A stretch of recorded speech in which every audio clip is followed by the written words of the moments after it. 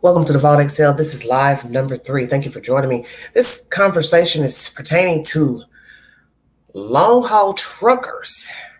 News Nation is the source. 850 murders are linked to long haul truckers. Lord have mercy. I will also be playing a podcast pertaining to this subject matter. My next guest got a glimpse of that harsh and lonely life firsthand. He spent a year riding more than 2,000 miles in a big rig to try to uncover more about the elusive long-haul trucker serial killings. Joining us now is Frank Figliuzzi. He is a former FBI Assistant Director for Counterintelligence who spent 25 years as an FBI Special Agent. He's the best-selling author of Long Haul, Hunting the Highway Serial Killers. Frank, great to have you on the show.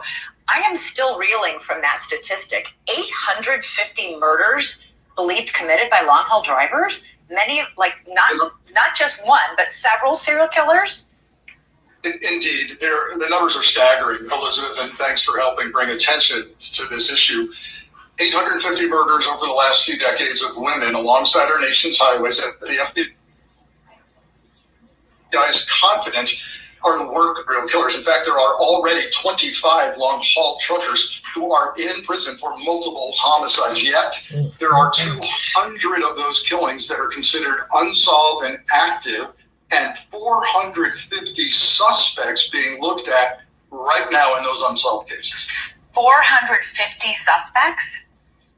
It's an unwieldy number, and so in my book, I tried to narrow that suspect pool down by getting deep into 3 subcultures: long-haul truckers, sex trafficking victims, and crime analysis. So if you're into learning how a serial crime scene is worked, or what is going on in that long-haul truck alongside you in the highway, or how young women fall into the trap of trafficking, then this book is for you. I do theorize in the book about which trucker with which kind of truck is more likely to kill, and similarly, which trafficking victim is more likely to fall prey to a trucker. I was amazed that you spent so much time yourself in one of these trucks. You write, long-haul truckers exist days or weeks at a time in a world of their own. They speak their own language. They eat at their own establishments, sleep in their own rigs. Part cowboy, part fighter pilot, part hermit. They glide along the edge of our society.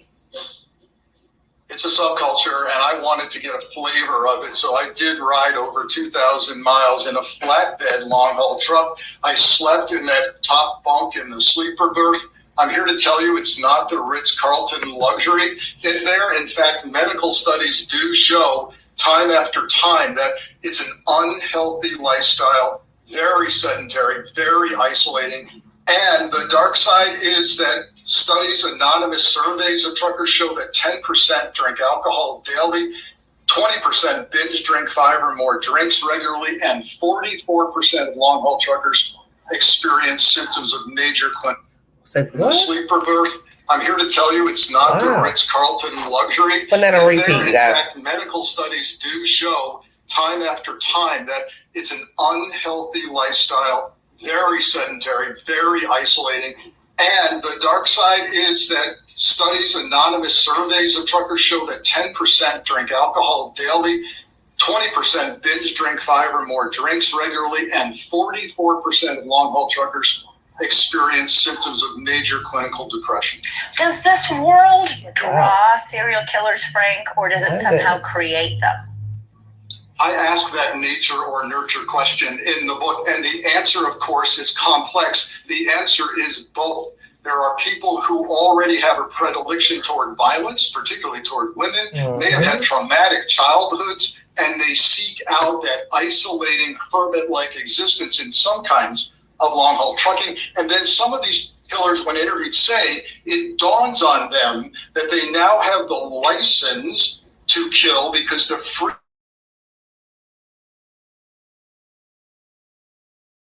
All right, Frank, before I let you go, I did want to ask you about Attorney General Merrick Garland's appearance on Capitol Hill yesterday, vowing not to be intimidated by what he calls Republican attacks on the criminal justice system, on both the Department of Justice, on the FBI. You spent 25 years serving our nation in the FBI. These attacks have really concerned you as well. Merrick Garland calls them not only unprecedented, but dangerous.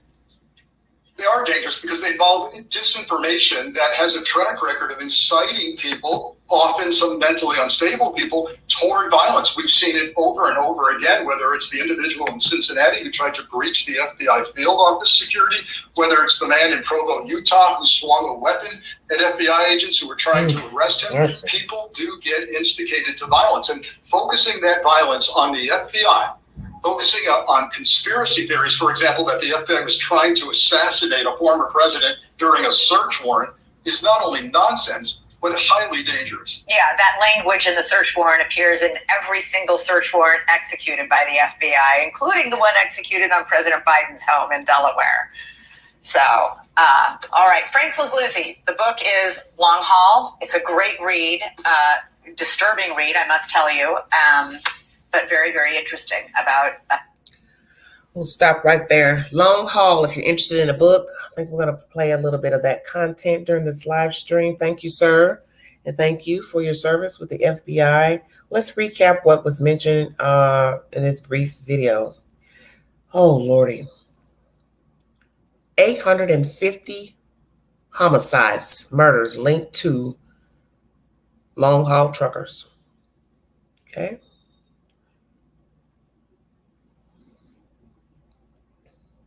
$25 truck 250 are active. 250 persons are active as far as, I guess, being looked into as suspects. No, excuse me.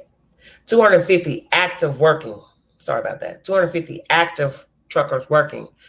I guess as killers. And then there's 450 suspects. So they have 450 suspects that have been, I guess, on the roster. That's scary. Very scary. Because you already got your 850 linked to unaliving women. God forbid some men too. Then you have 25 already currently in prison. You have 250 believed to be active trucker killers. And then you have 450 on the suspect list. This is not good. 10% drink alcohol. 20% binge 5 or more drinks daily. And 40% suffer from clinical depression from those who took an anonymous survey. So how many people, truckers, took the survey? I'm curious. I didn't hear a mention of that. Ah, yes, Barb. Yes, it's the queen. I saw this notification just now, and I said, "Oh, I've got to get that out because that's good content. This is good content. This is scary because, as I've said before in my live streams, we need truckers. As you saw, what happened to us in America with COVID, trucks couldn't move, couldn't drive. Drivers didn't want to drive. They want to get the risk of getting sick. Stores closed, so people were out of work. Then you couldn't shop, do anything. It was just a hot mess. And we need the trucks. We need the workers to move the merchandise. That's what people don't seem to understand. When you go in the store and you don't see what you want, or you saw it posted in an ad or a website, and then you get to the store, it's not there. Well, you need the truckers. You can't have one without the other. It has to, one, be shipped to a location or brought over the seas from China, India, wherever. That's number one. Then it has to be unloaded. Okay? It's a process.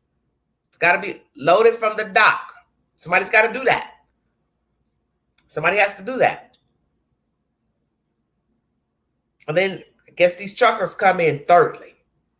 This is scary, scary, scary business. I put a poll up before going live. It is anonymous, of course. Have any of you ever hitchhiked in a trucker's cab? Anybody out there who has hitchhiked before? Does anybody have a trucker story? Hitchhiking, riding the seas with someone. Lonely life. I would say so. But I guess it also depends on the type of person that's driving. There are some people who probably don't have a lot of friends or family or, not in all cases, but let's just hypothetical for the ones who don't have a lot of friends or family. This will be a good feel for him or her to just drive the open road. But at some point, yes, I agree. Whether you are an introvert or you have a lot of friends and family, it seems like it would get lonely to just keep driving. And it's dangerous. And then you're talking about drinking alcohol, 10%. 20% binge drinking 5 or more drinks a day. So 5 or more drinks, when are they binge drinking? Because, they drive different times. They have to rest so many hours because there's a protocol by law that the drivers have to have so many hours off the road. I can't remember what the number is, but I've dealt with some people, who drive. One of my social media friends, he's got his own company doing deliveries or whatever. And I haven't heard any complaints from him. Just going from city to city doing it, making money. I'm sure he's making very good money.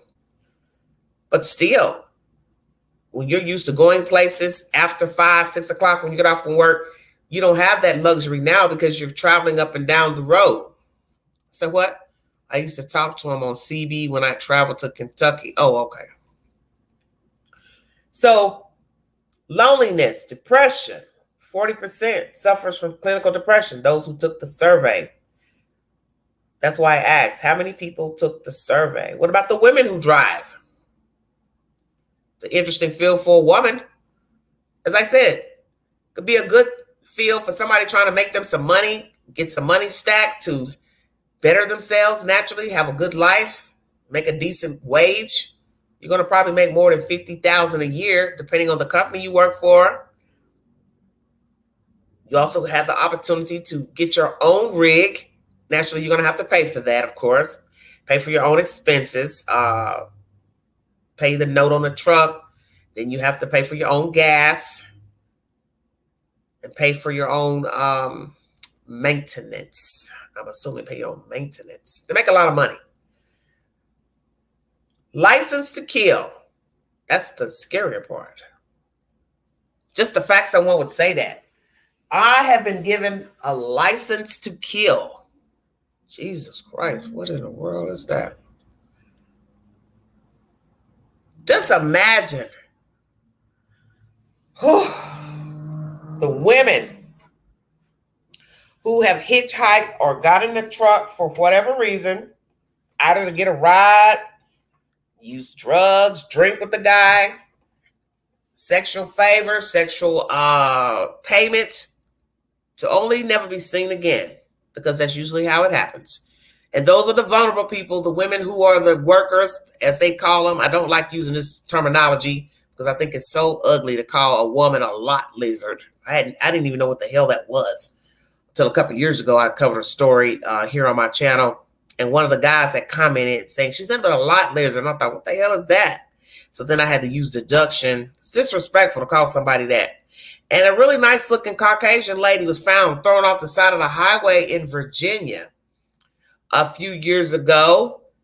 And a lot of people were talking about it and commenting under the article. And I thought, she's still a human being. And when you looked at her pictures before, I think she was modeling at one time. Maybe something happened to her to where she fell off and got in a rut. She was a beautiful lady. So I was looking at her pictures thinking, God, what happened to her? For her to be working the truck stop. Because I didn't really want to just think that that's why she was lying on the side of that highway. It's because she had been a working girl. But that came out about her. Because I was looking at the article and I kept wondering why everybody was saying these nasty things about her. And that's the point about an article, is that when a news story breaks, each entity will report something different than another network. So obviously the people who were commenting, they had already heard the story about her. So they were saying all these ugly things about her. And I'm telling you, she was a gorgeous lady. That's what just took my breath away. is to see how pretty she was, and then you find out she's thrown on the side of the highway, and I thought, dear God, how'd she get in this situation? So the part that bothered me the most about her case, she was lying like close to the road. If I'm not mistaken, I believe it was a Sunday morning. She was found like early morning, like a.m., 9 o'clock, something like that. So, correct me if the time's wrong, but it was early. I just was sitting here in my mind thinking, all these people riding up and down the highway, nobody saw this lady lying out there on the side of the road. I don't believe that. I don't believe that. At night, you may not be paying attention because you're trying to focus on the road. But there's no way you're going to tell me nobody was up riding on the highway, going to church, going to get breakfast, and didn't see that lady lying on the side of the road. It's BS. BS. Once again, 850 murders are linked to long-haul drivers. 25 are currently in prison, men who have murdered women. 250 are active, and 450 are known suspects to homicides. 10% drink alcohol, 20% binge drink alcohol, 5 or more drinks a day, and 40% suffer from clinical depression from a survey conducted on long-haul drivers. Welcome to the Vault Excel. Let's hear what this podcast has to say. Oh, man. Bad. This is bad. Man, this is bad. Every day it's something. Is it not? Is it not? Hold on one second. Let me find it. Because I just had it. Oh, Lordy, Lordy, Lordy. This is so scary. Oh, God forbid somebody stops on the side of the road. Your car breaks down. Trucker pulls over acting like he's concerned. Let me help you. Because you have to be careful with anybody pulling over to help you anyway. Trucker or no trucker. Jesus. Hey, Chick 10. Wonder what are the motives? They don't need a motive of cure. They're probably, as they said, some are probably ill, already ill, sick, demented, sadists. They're sadists walking around in every walk of life. Tall, short, fat, black, white, Mexican, doesn't matter. Homeless. They're sadists everywhere. They're wearing suits. They're wearing athletes' clothing. They can sing. They can dance. They're the preachers. They're the deacon. They're the pastor. A sadist is a sadist. There's no specific type of person that wants to sexually assault a person and or kill them. You just have sick people out here. Let's see what this podcast got going on. Support for the Source podcast comes from UT Health San Antonio, South Texas' largest academic research institution, where what is discovered in its labs translates into all right, everybody. Yes, very sad. It's too sad. Live from the John L. Santico studio, this is The Source from Texas Public Radio. I'm David Martin Davies. There were about 25 former long-haul truckers currently serving time in U.S. prisons for multiple murders. One word that has been used to describe the truck driving serial killer is opportunistic. They live in a shadowy world of constant state-to-state travel and the so-called visible people that they deal with. Some say few would miss them if they disappeared. The FBI is cracking the case and has set up a special unit tracking long-haul truckers who are also serial killers. The FBI Serial Killings Initiative estimates that long-haul truckers are behind an astonishing 850 murders and counting. Frank Figluzzi is the author of Long Haul, Hunting the Highway Serial Killers. He was the assistant director for counterintelligence at the FBI, where he served 25 years as a special agent and directed all espionage investigations across the government. And Frank Figluzzi, welcome to The Source. David, thanks for having me. I'm glad we could have the discussion. Yeah, and I do want to start off by highlighting the fact that we're not trying to tar and feather all truck drivers. You know, the vast majority of them are upstanding, law-abiding, good people. Indeed, that's true. In fact, I partially dedicate my book to the stalwart American trucker who puts food on their family's table by putting food on our table. And thank goodness we're only talking about a tiny fraction of long-haul truckers who are suspected of serial killing. And in fact, on the good side, before we get to the bad side and the ugly side, the economy depends on the critical work of long-haul truckers. Grocery stores would run out of goods in 3 days if truckers stopped trucking. And last year alone, trucking industry brought in $875 billion in gross freight revenue. So they're essential workers. They're good people, many of them with families. But I'm focused, of course, on the dark side of trucking. But also, the trucking industry is trying to be part of a solution to make the roads safer, to address the problem of human trafficking and policing their own ranks. Is that right? Yeah, this is true. Over the years, for example, truckers have become the eyes and ears in the anti-trafficking movement, and an organization called Truckers Against Trafficking, TAT, actually trains truckers to be those eyes and ears and gives out awards every year for hero truckers. Additionally, the industry, the big truck stop companies like OTA and Loves have gone full force into cleaning up the sex trafficking that is occurring on their properties, at their truck stops, and in part has done a great job as well. So I just wanted to set that preamble. We're not talking about all long-haul truckers, but there are people who are something wrong with them. They are serial killers, and somehow they realized they were attracted to becoming a long-haul trucker. I don't know. It was maybe in the past. I don't know if it's still happening now, but it seemed like that there's a lot about that job that would allow them to be predators. Is that right? Precisely, and yes, the cases still arise, and that's because research tells us that the number one profession of serial killers is long-haul trucker. Wow. And I ask the question in the book about nature versus nurture, right? And how is a serial killer made? And then who is it and why are they attracted seemingly to long-haul trucking?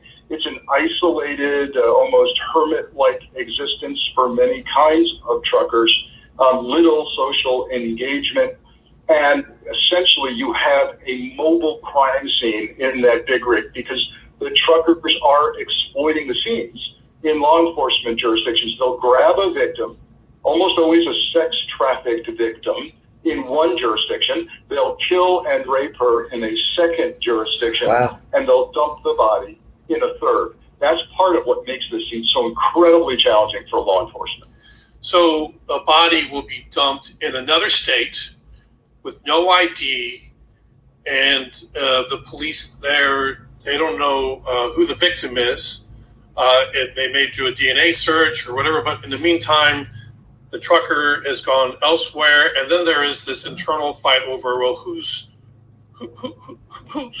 this end up on? Whose board does this end up on?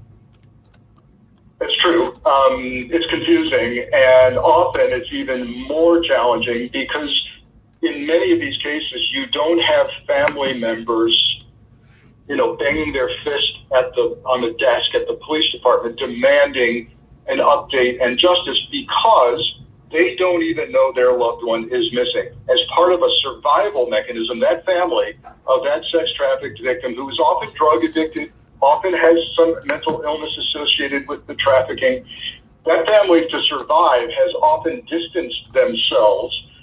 They grow weary of bailing the loved one out of jail. They grow weary of the overdoses that happen, and they distance themselves. So no one even knows they're missing. There's no ID on many of these bodies, and it literally can take decades. I feature cases in the book where it's 30 years or more before the police can absolutely put a name to a body, let alone find out who killed her. And so, how prevalent is this problem of serial killers being among long-haul truckers? Yeah, let's talk some numbers because they were startling to me. With 25 years as an FBI agent retiring as assistant director, I kind of prided myself on knowing all the nooks and crannies of the FBI, but even I was floored as I developed more and more information on this and took to the road myself, putting my investigator hat on to learn more about the subcultures involved. But the numbers are, as you mentioned, 850 murders that the FBI knows about along our nation's highways of women, mostly women, and mostly sex-trafficked victims. The FBI is quite confident that they are looking at long-haul truckers. As you mentioned, there are 25 long-haul truckers already doing time in prison for multiple homicides, yet that has not solved the cases nor stopped the cases from happening. We currently are seeing 200 pending unsolved cases in the FBI's Highway Serial Killings Initiative. And when I asked the FBI, okay, 200 unsolved cases, how many suspects are you working right now? The answer was 450. You kind of wonder, when did the FBI begin to jump on this as something that needed to be dealt with? When was this initiative started? This goes back, the actual initiative goes back to 2003, 2004. The FBI only publicly acknowledged it in 2009 because they had to. The killings were that numerous. They needed to ask the public for help. But as is often the case, the FBI, when it comes to their support resources of local and state law enforcement, they had to be dragged into this case by a state agency. And I can tell you more about that. Right, we got to take this break. Our phone lines are open. If you want to call in, do you have some insight to share, questions, give us a call. 833-877-8255, 833-TPR-TALK. We're talking about the new book just out, Long Haul, Hunting the Highway Serial Killers. This is The Source on Texas Public Radio. We'll be right back.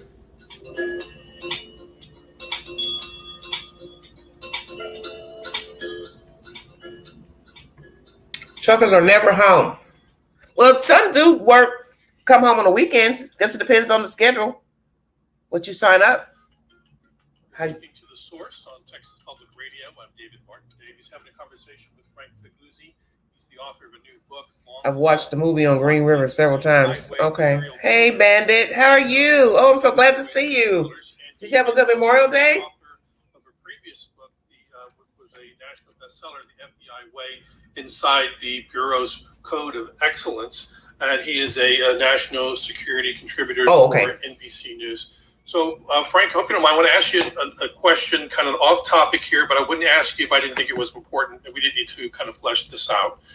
Since you're an expert on FBI procedure and policy and things, recently there was a lot of news about when the FBI was forced to raid Mar-a-Lago, former President Trump's residence, trying to deal with the stolen classified documents and boxes that the former president denied that he had and would refuse to turn back over to the National Archive.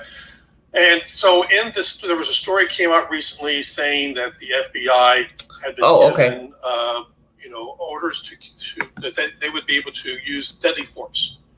Can you help us understand what's going on?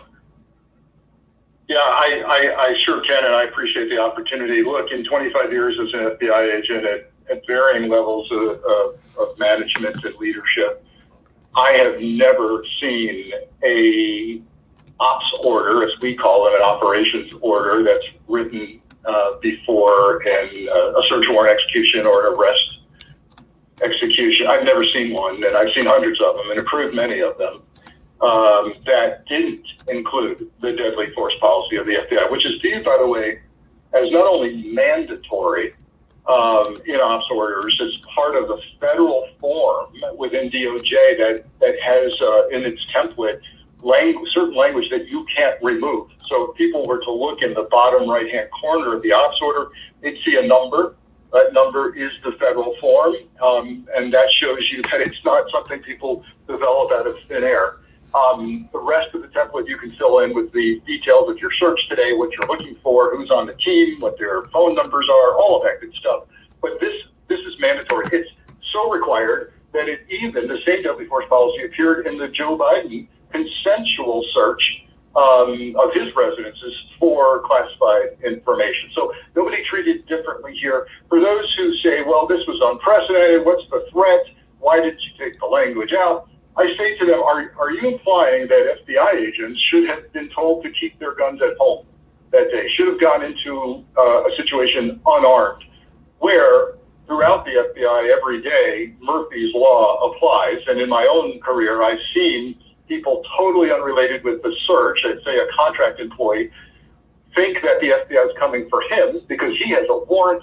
He opens fire on the agents. I've seen agents killed because they thought there was a low threat environment and nobody was armed. I've seen a spouse come down the stairs while her husband was being arrested and fire a shotgun at an FBI agent and kill the agent. So you're armed when you're working, so you're armed. That's how it works.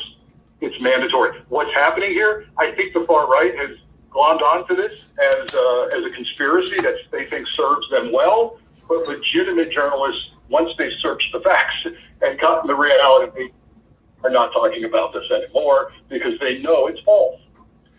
And to continue that, there are people on the far right who want to defund the FBI. They are encouraging people to challenge the FBI.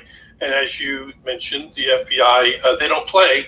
And it's, if somebody is threatening them, they will respond with deadly force, unfortunately. And people need to know that, don't they? Yeah, look, there's consequences to actions here. And sadly, over the past several years, we have seen people who are willing seemingly to sacrifice their lives, become martyrs for a cause, or at least for one person that they identify with. So we've seen, for example, a man who tried to breach security of the FBI Cincinnati field office end up being shot dead by law enforcement. We've seen a man in Provo, Utah, who swung a weapon at agents as they tried to arrest him, who was aligned with some violent parts of the MAGA extremism, and he had to be shot. The agents every day are dealing with still arresting people for their participation in January 6th, and those are tactical arrests. Those are people who are assumed to be armed and dangerous. And so here we are talking about your new book, Long Haul, Hunting the Highway Serial Killers.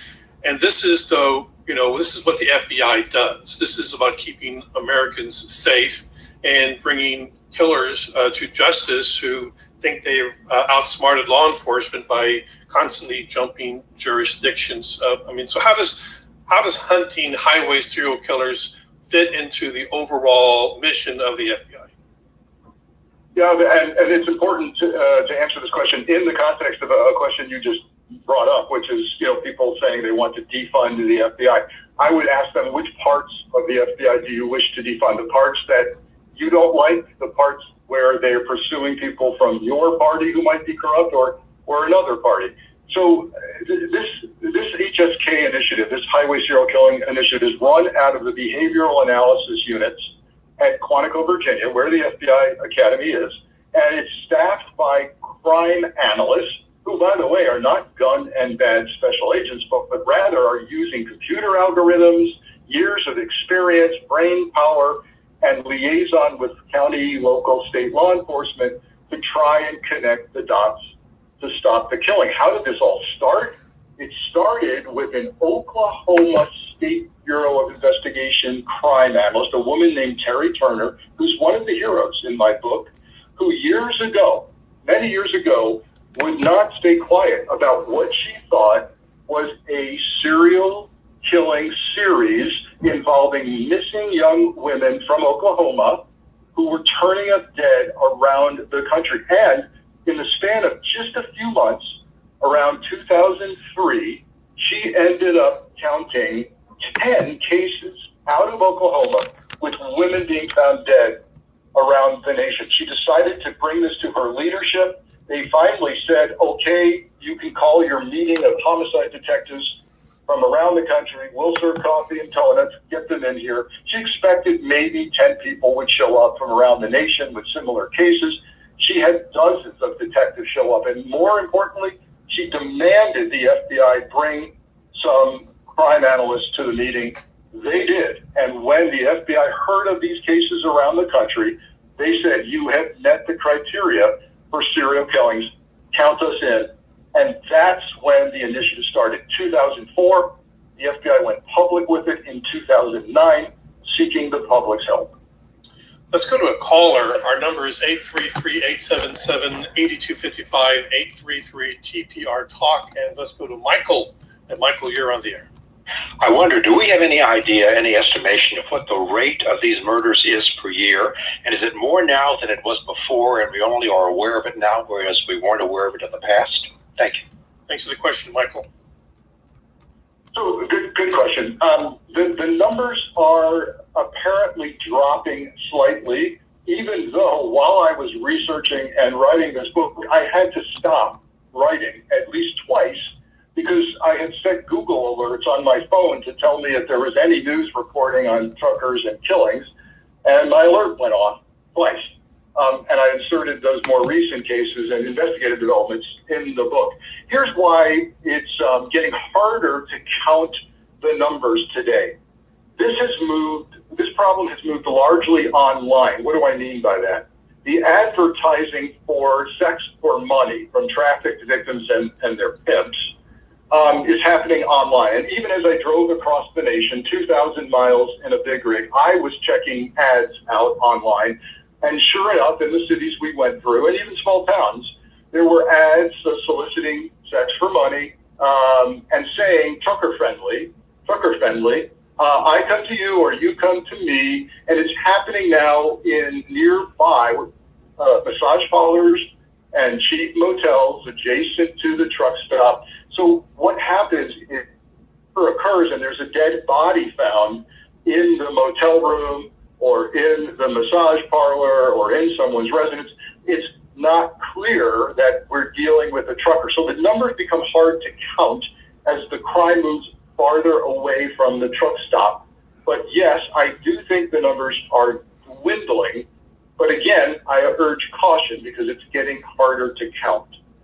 Well, I can imagine back in the 90s and things, we had more of an anonymous society. People could move around without being tracked.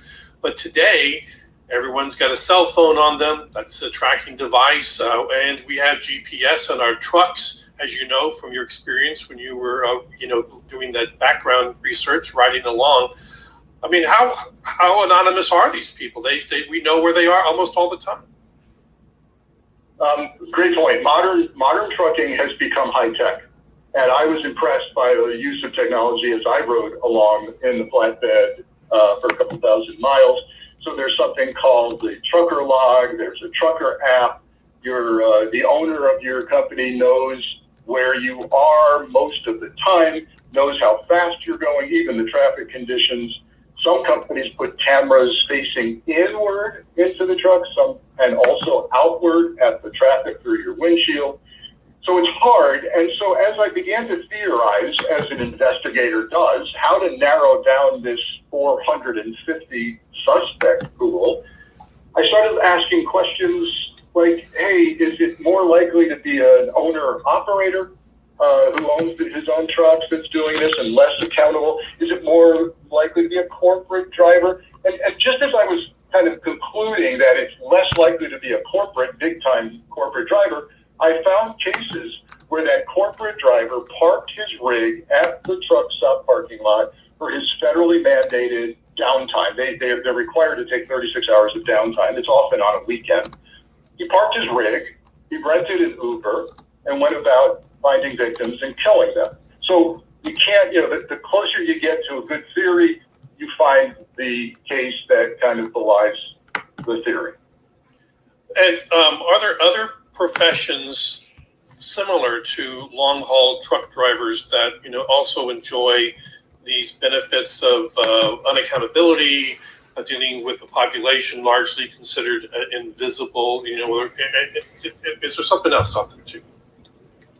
So first, the research shows us that the number one profession of serial killers is, unfortunately, long haul trucking by far. Nothing even Lord. close. When you think about That's it, horrible.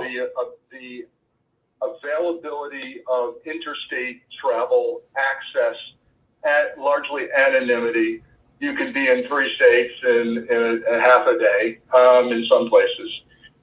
I'm going to stop right there for a minute, 21 minutes into this audio. How do you all feel about that? Because that's not good. That's not good at all. It's bad enough. The stats, I believe, with the FBI, it's about what, 100 to 200 maybe active serial killers working at a given time. And now you're sitting here telling us the truckers are more prevalent to be serial killers. Lord have mercy. Great. You're bringing me my shoes, my clothes, my food, and you're also a serial killer. Nice. Can't make that up. What do you do for a living? Oh, I'm a trucker and I'm also a serial killer. But don't tell anybody. Wow. That's scary. But as the content said on News Nation, license to kill. They've given me a license to kill. No, nobody gave you a license to kill. You chose that profession. Nobody told you to go out here and kill women because you're a truck driver. You think you can get away with it. But who's better to be a serial killer? I guess that's the point. Because you have this big old truck. Nobody knows what's in there. You're hauling this dead body around. And that makes sense. I pick you up over here. Then I take you over here, assault you. Then I take you to another location to dump you. Man, and nobody knows nothing. Sees nothing. Oh, man, this is bad. Oh, sorry. Kidnapped and tortured and raped for several weeks across the country, at times and places of Rhoades' choosing. She is hung from the Let me go back a little bit because I went a little bit up 5 minutes. Sorry. Theory, you find the case that kind of belies the theory. And are there other professions similar to long haul truck drivers that also enjoy these benefits of unaccountability, dealing with a population largely considered invisible? Is there something else too? So first, the research shows us that the number one profession of serial killers is, unfortunately, long-haul trucking by far. Nothing even comes close. When you think about it, the availability of interstate travel, access, at largely anonymity, you can be in 3 states in a half a day in some places. That makes it very attractive. And then add in the nature of the job, which is so isolated with very little physical engagement, largely unhealthy. I quote from medical studies of long-haul truckers that have been done. One in Canada that finds the sedentary lifestyle, the lack of healthy food, social engagement, often people faking their mandatory physicals, that you can have a doctor say you're healthy if you slip them a couple $100. All of that contributes to an unhealthy environment. So there's nothing that comes close with regard to the transience of it and the fleeting nature of it and the opportunity and this kind of collision of trafficking victims along our nation's highways with the truckers who want sex for money. And it's not an American phenomenon. There's also records of this happening in Europe and in China. It just seems this is a profession that lends itself to people who could be killers. Mm-hmm. Yeah, sadly, again, thankfully, we're dealing with only a tiny fraction, but that tiny fraction is wreaking havoc on our roads and with law enforcement. All right, we're going to take a break. When we come back, I want to hear more about your experience getting in the cab, riding along, trying to understand what life is like for today's modern long-haul trucker. Frank Figuzzi is our guest. His book is The Long Haul: Hunting the Highway Serial Killers. If you have a question or a comment, give us a call, 833-877-8255, 833-TPR-TALK. It's The Source on Texas Public Radio. We'll be right back. All right, a brief intermission. Woo! Wow, wow, wow. Every day is something. Mercy, mercy, me. Basically, you can't trust anybody. That's the way it's looking. Can't trust the neighbor, can't trust the pastor, the preacher, can't trust the teachers, just can't trust nobody.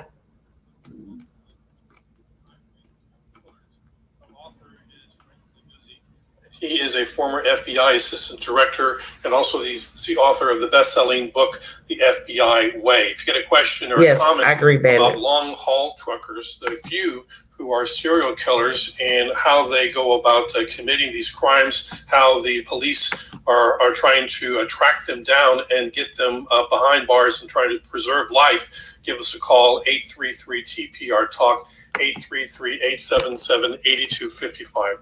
So you do look at Robert Ben Rhoades. He's also known as the truck stop killer. He was on the roads between 1975 and 1990. It's estimated he committed maybe hundreds of murders, although he was only convicted of one 1989 murder of Regina K. Walters in Illinois, sentenced to life in prison without parole. What do you want to tell us about Robert Ben Rhoades?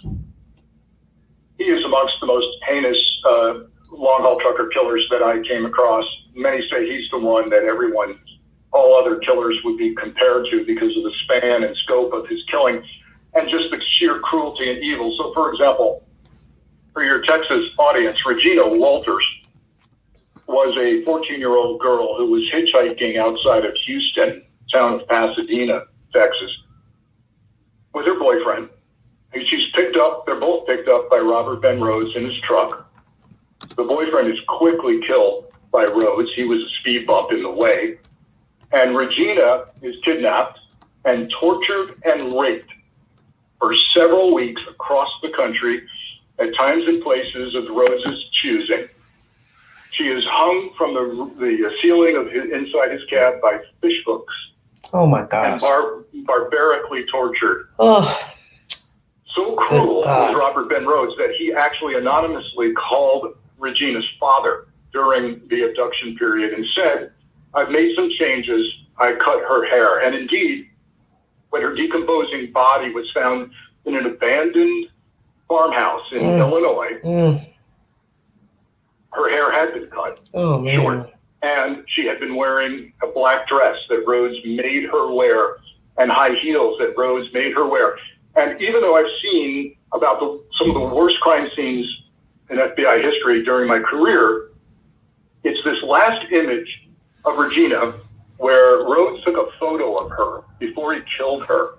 That is so ghastly and so hard to erase, which is she's fully clothed with the cut hair, with the black dress and the high heels, but she has the look of abject fear on her face as her arms are outstretched and hands raised toward Rhoades, pleading with him to not do it. She knows what's coming. Oh, gosh, it's horrible. She's facing death. And this photo is probably the most ghastly photo that I've ever seen. Robert Ben Rhoades was apparently, he would present himself as a very friendly guy, very disarming, and then he would change on him once he had them in his clutches. That's true, and he was finally stopped in Arizona when a state trooper in Arizona saw a rig with its hazard lights flashing on the side of I-10 in Casa Grande. Bad. The trooper put on his trooper hat, strolled up to the rig, and heard a woman screaming in back of the rig. He looks at the woman. The woman is shackled to the ceiling of the rig and screaming. How do you do that? And that began the investigation that took down Robert. So that woman, what would have been his next murder victim. Oh my goodness. The trooper that apprehended Robert Ben Rhoades at that time, handcuffed him. The Rhoades told him, "Hey, we're two adults having consensual sex." The trooper didn't listen to him. Oh yeah, tied me up behind his back and put him into the unit as he began his investigation.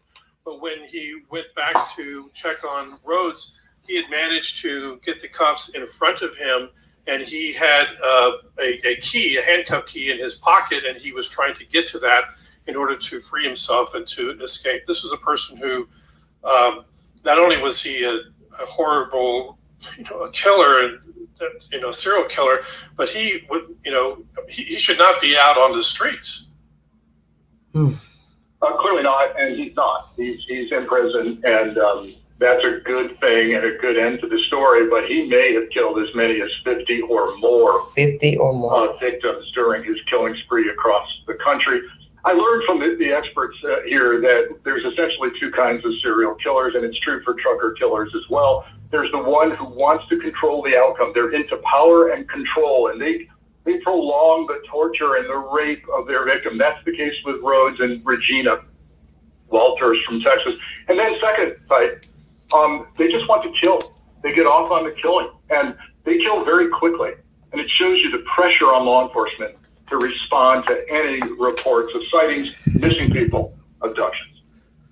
Now, we don't try to break out. You had him with one particular case, and he was convicted of one case and suspected of so many others. How hard is it to actually go beyond suspicion, gather evidence, being able to get a conviction for a long-haul trucker who commits these types of crimes? It's disturbingly challenging for law enforcement. You've got people, the suspects, who are on the move constantly, and I can sense the frustration amongst the law enforcement officers assigned to these cases because it's a roller coaster of emotion. They get word that some trucker's been arrested halfway around the country. He's done 2 or 3, we think, and now the detectives line up from everywhere to interview that trucker for their own cases, their own murders. And they realize once they get in front of the guy and check the facts that he's got solid alibis. He wasn't there. This happens over and over again. It's very difficult. And only today are we seeing genealogical DNA truly contribute to solving some of these cases. Now, a lot of these cases happened before we had computer tracking of folks. Are we able to look at a logs at all to find out if particular people were near in the vicinity of a crime that happened maybe in the 1990s?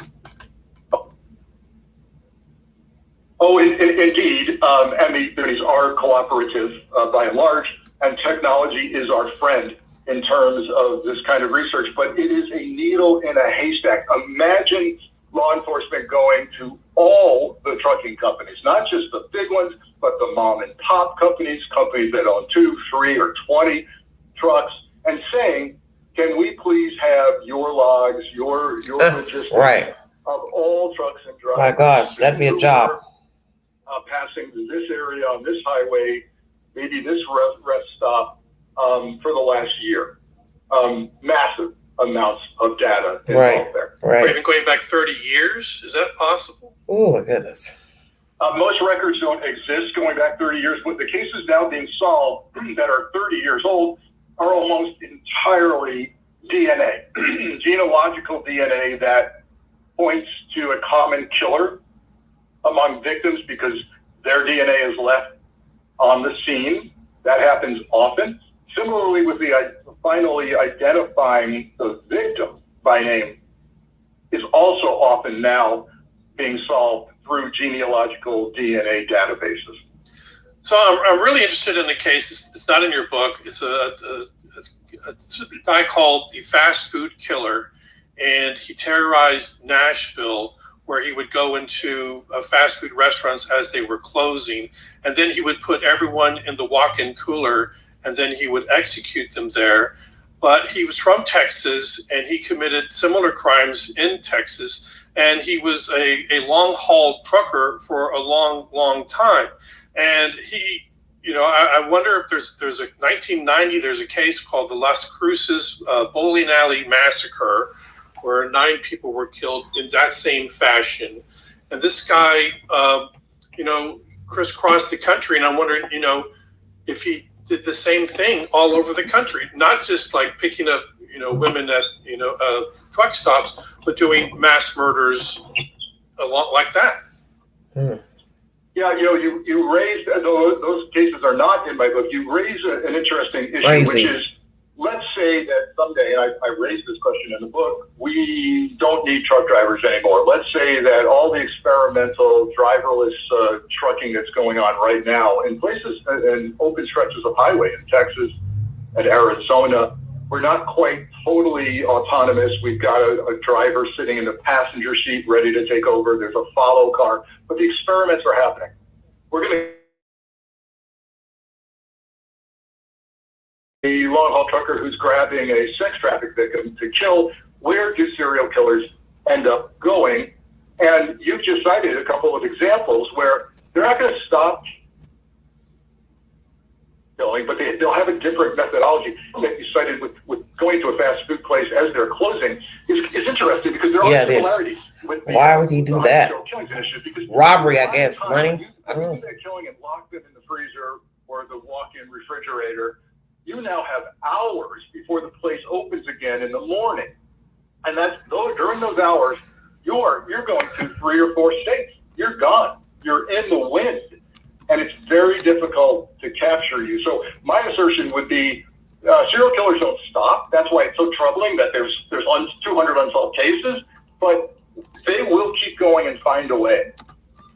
We got to take another break. Our phone lines are open. If you've got a question or a comment about long-haul truckers, the ones who happen to be serial killers, how the FBI and police, DPS are trying to track them down and solve these cases. Give us a call, 833-877-8255, 833-TPR-TALK. The Source continues right after this. All right, everybody, just a brief intermission. What do you all think about the information? Scary. I can't get over these numbers. I can't get over these numbers at all. It's unbelievable. Probably more than what they're saying. Because you don't know who's killing the people, how many they've killed per trucker. Trucker might have killed 50. This trucker might have killed 20. Jeez. You're listening to The Source on Texas Public Radio. I'm David Martin Davies. With me on the line, Frank Figluzzi, author of the new book, The Long Haul Hunting. He's like, get my name right. Serial Killers. So, Frank, you got in the cab and you rode thousands of miles across America trying to gain insight into this world. It's a different world. What did you learn? You've broken up there, David. Yeah, okay. So, Frank, what did you learn when you rode in the cab thousands of miles? Luminous, please. Yeah, it is a different planet. And I can tell you this, it's not the Ritz-Carlton. I slept in the upper bunk of the sleeper berth. We ate many of our meals in the cab, sometimes cooking our meals in the cab. And it gets old. I passed the time often investigating where we were going, what we were picking up, and where we were dropping it off. And there were some surprises there. I felt very much a part of the economy. Our first load was a load of drywall from a gypsum factory.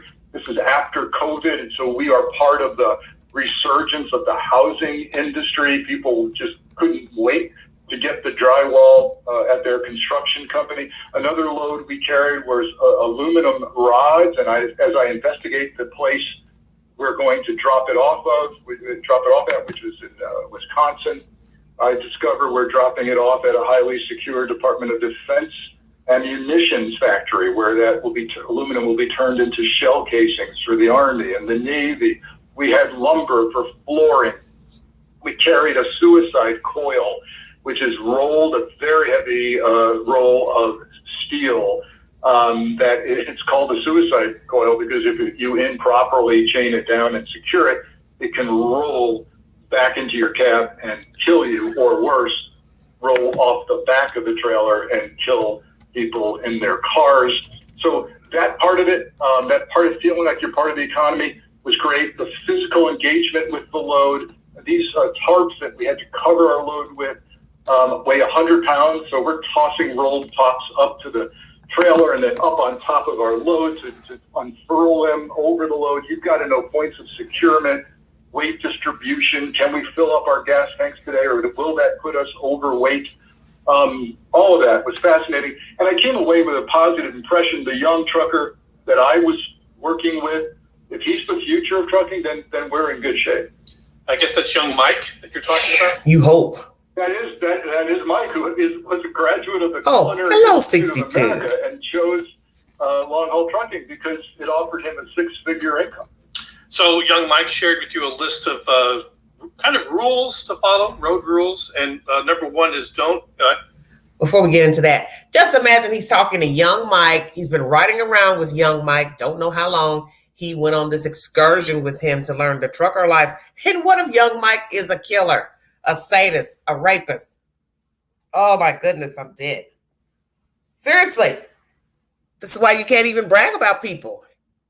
Oh, young Mike, he's a great guy. He's what you want to see out here in the world. Young Mike's got a mask on. Young Mike's been picking up girls. He couldn't pick up any because he had you in the cab for a week or two.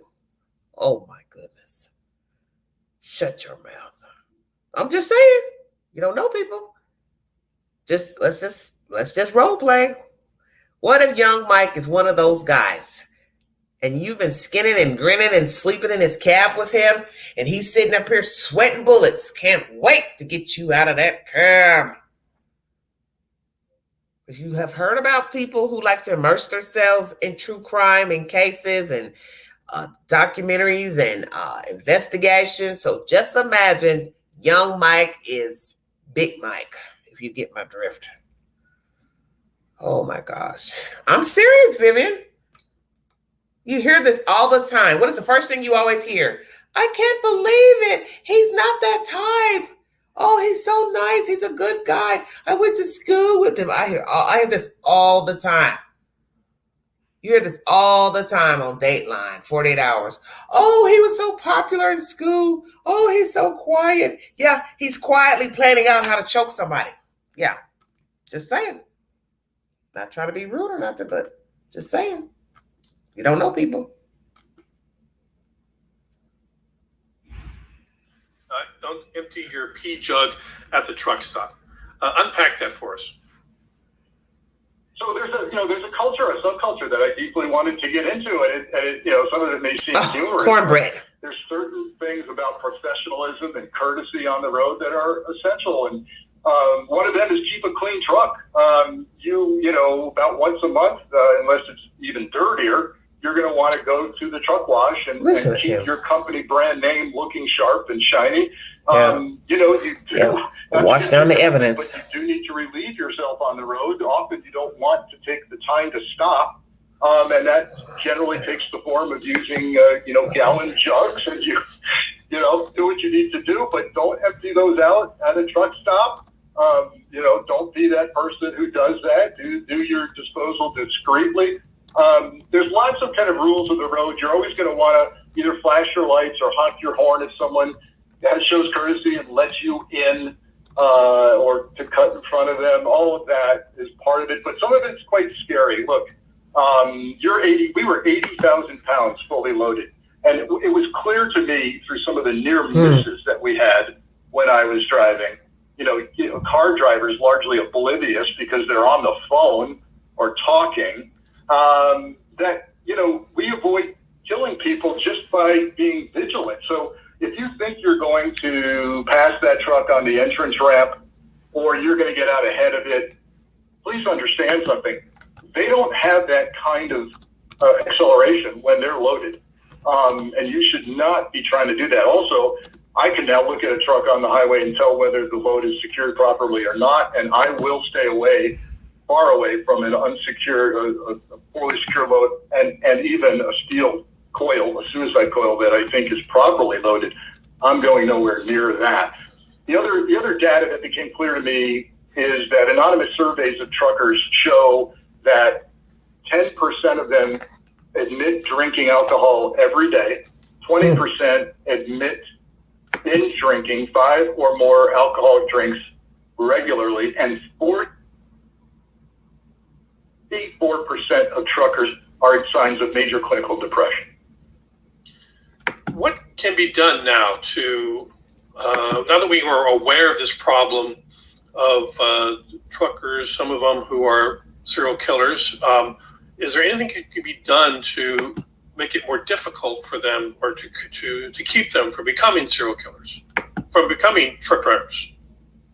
Yeah, I didn't want to just write the book that was a lot of scary stuff and walk away from it. I wanted to make sure that I included positive stories and also best practices and some suggestions moving forward, not only in the trucking industry, but for the area of anti-trafficking. There's plenty of suggestions in there. There's suggestions from law enforcement as well.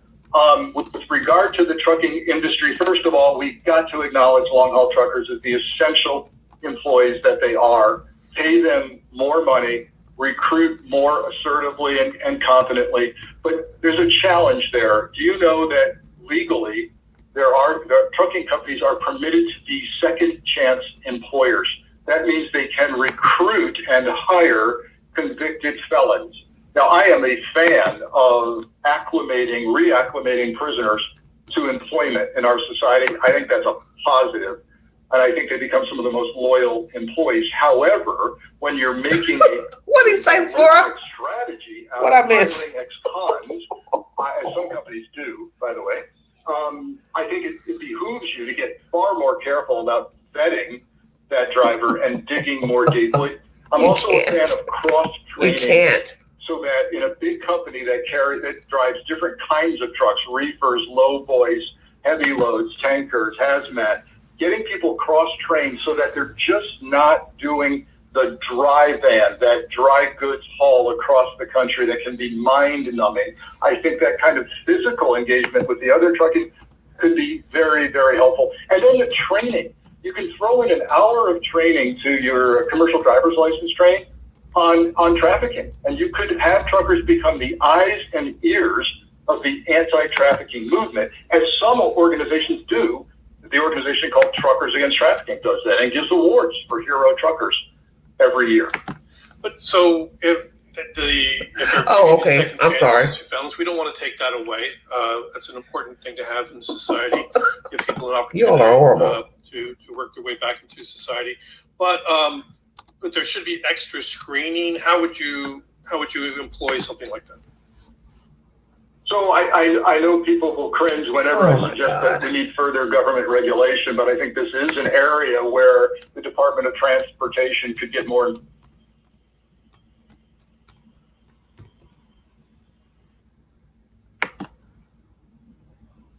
And did we lose the call?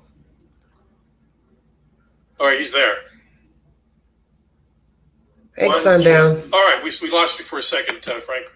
Oh, I'm sorry. I was suggesting Hey, that the 365. Department of Transportation should be more involved in requiring That's far true, more John. thorough background I checks, guess. particularly of known felons, so that we might carve out violent histories from being eligible to do that. I also am a fan of making mandatory the GPS tracking of all trucks, not just the big company trucks, but even small owner operators. Tracking their load should be mandatory. Do you think having the public raise its awareness that the number one profession for a serial killer is a long haul trucker, could that provide some vigilance in order to protecting people from these killers? One hope that I have with this book, and I have several, but one of them would be, if nothing more, than making people more vigilant and aware on the highway, and therefore more safer. This book would be a success. For example, you're traveling alone, particularly if you're female. Make sure your car is always gassed up. Don't pass that opportunity up, but don't go. That's the commenter. For that gas. Oh my goodness! About getting gassed up. Who said that in the chat? They wouldn't stop at the truckers' gas station. Who just said that? Oh my gosh. Who just said that in the chat? They wouldn't stop at the truckers' gas station. That's his advice. Do not stop and get gas at the truckers' truck stop. Jeepers creepers. Sour girl, I'm still here. Well, honey, somebody heard you. This is his advice. FBI, shut your mouth. You don't want that emergency last minute gas up to take place at the truck stop or particularly at a truck side. Shut up. Of a truck stop. I would find that cars only truck stop. I would also encourage people to call in to 911. Excuse me. If they believe a truck is stalking them, bumper locking them from behind, signaling to them. Wait a minute. I'm not trying to laugh at the content, but I got to put a joke in there. Candy cane. Oh my goodness. And I thought about that movie probably 2 weeks ago. This is so creepy. I just thought about that movie. I said, man, you should find Joyride. Candy cane, are you out there? Candy cane. I can't. I'm sorry. That I had to do it. Oh my goodness. Can you bring some pink champagne? That's just creepy as hell. Oh, God rest his soul. Man. Okay, I'm sorry, you guys. Jesus. Feel comfortable and your gut tells you something's wrong. Pick up the phone, call 911, tell that state patrol where you are. Situational awareness at all times, right? I'm on I-75 North. I'm at mile marker 72. You should know that when you're going to pick up that phone. I encourage people to do that as well. Oh. And could artificial intelligence or some sort of quantum computing really kind of crack these cases if we had the data where we could tell how many truckers, which trucker was in around places where these things happened a lot? There's no question that AI can be a friend here and can help crunch the volume of big data that is ingested in some of these investigations. I think that's the future. Technology is our friend, but also, as I said, the technology is where the sex transactions are being advertised, right, and it's where grooming and recruiting is happening as well. Frank Figluzzi is the author of the new book, Long Haul: Hunting the Highway Serial Killers. Thanks for coming on today, Frank. We appreciate your work, everything that you do, and this new book. Thanks for getting the word out. Thank you. That's The Source on Texas Public Radio. I'm David Martin Davies. Thanks for listening. All right, everybody. Thank you all for listening. I don't know why. Every time I make a comment, YouTube keeps rejecting the comments. Talking about scam. Change it a bit. Imagine calling 911 to get a dirty state trooper or sheriff deputy. You think you're being chased by some mad trucker, then you go call 911. Oh, yes, I'm at mile marker 13. Can you send someone? I think someone's following me in a truck. Sure, ma'am, they're on the way. And then here comes the deputy state trooper pulling you over, and you're sitting here rolling your window down thinking you're safe. Oh, thank you. Oh, I got so scared. Next thing you know, he's telling you to get out of the car. Oh, I can't. Oh, my goodness, I can't. The link is in the chat if you have something you'd like to say pertaining to this content. News Nation is the first source of this information, and that information in News Nation is in correlation to what you're hearing here by Texas Public Radio of the FBI agent who wrote the book pertaining to this Texas, not Texas, but the long haul truck driver. Oh, Lord have mercy.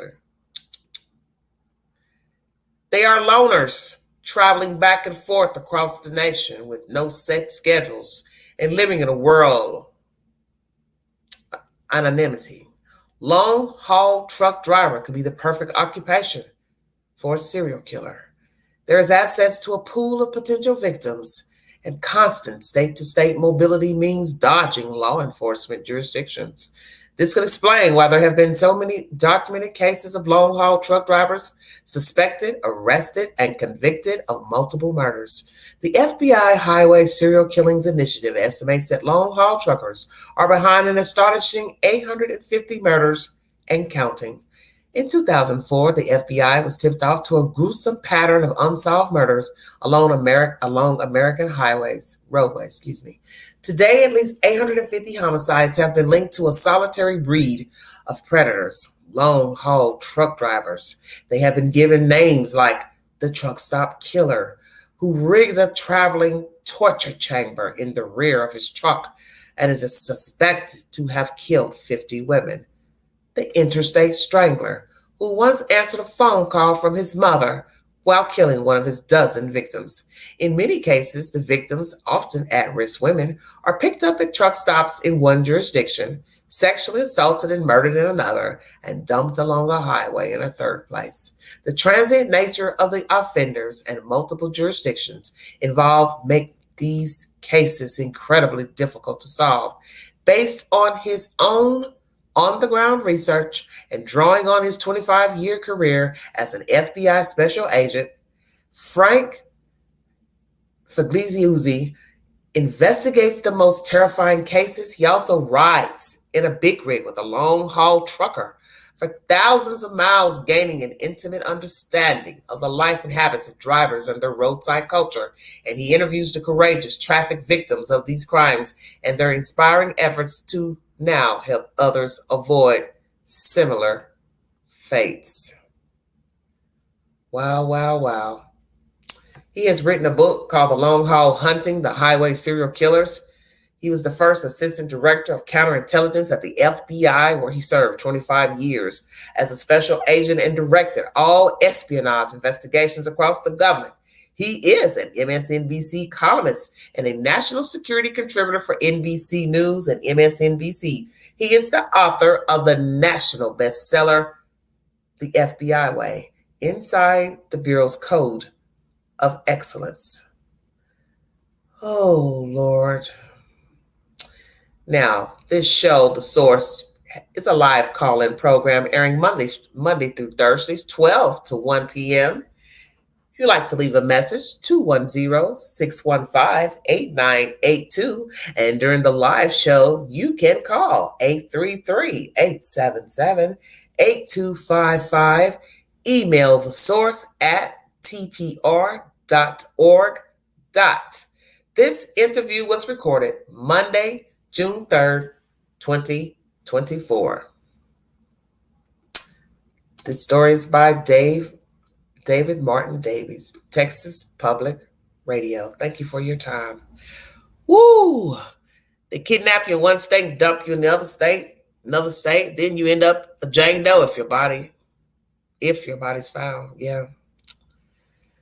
Yeah, that's very, very scary.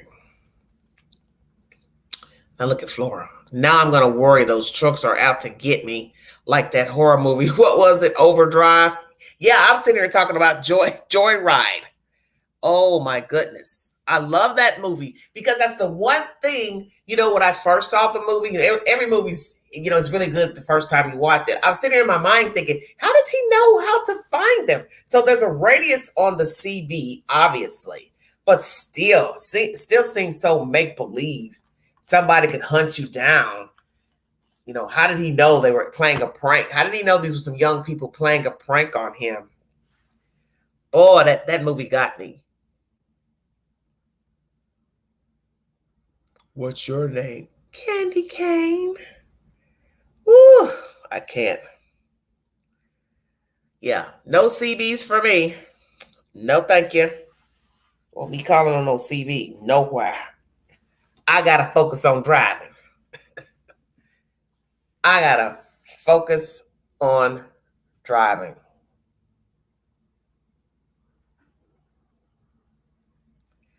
Oh, you're so funny.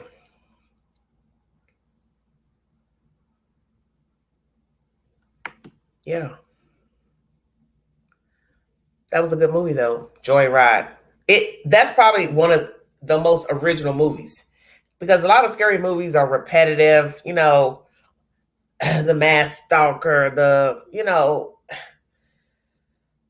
we had our Jason, our Michael Myers, but this is different, Somebody decides to just play around on the CB, and then, God forbid, you start interacting with the real trucker who's lonely, and you're disguising your voice as a female, and then one thing begets another.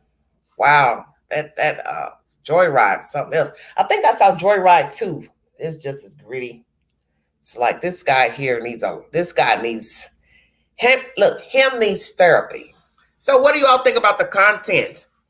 The stats 450 suspects, 250 active killers, 25 are currently in prison for serial killing. Okay? 10% drink alcohol.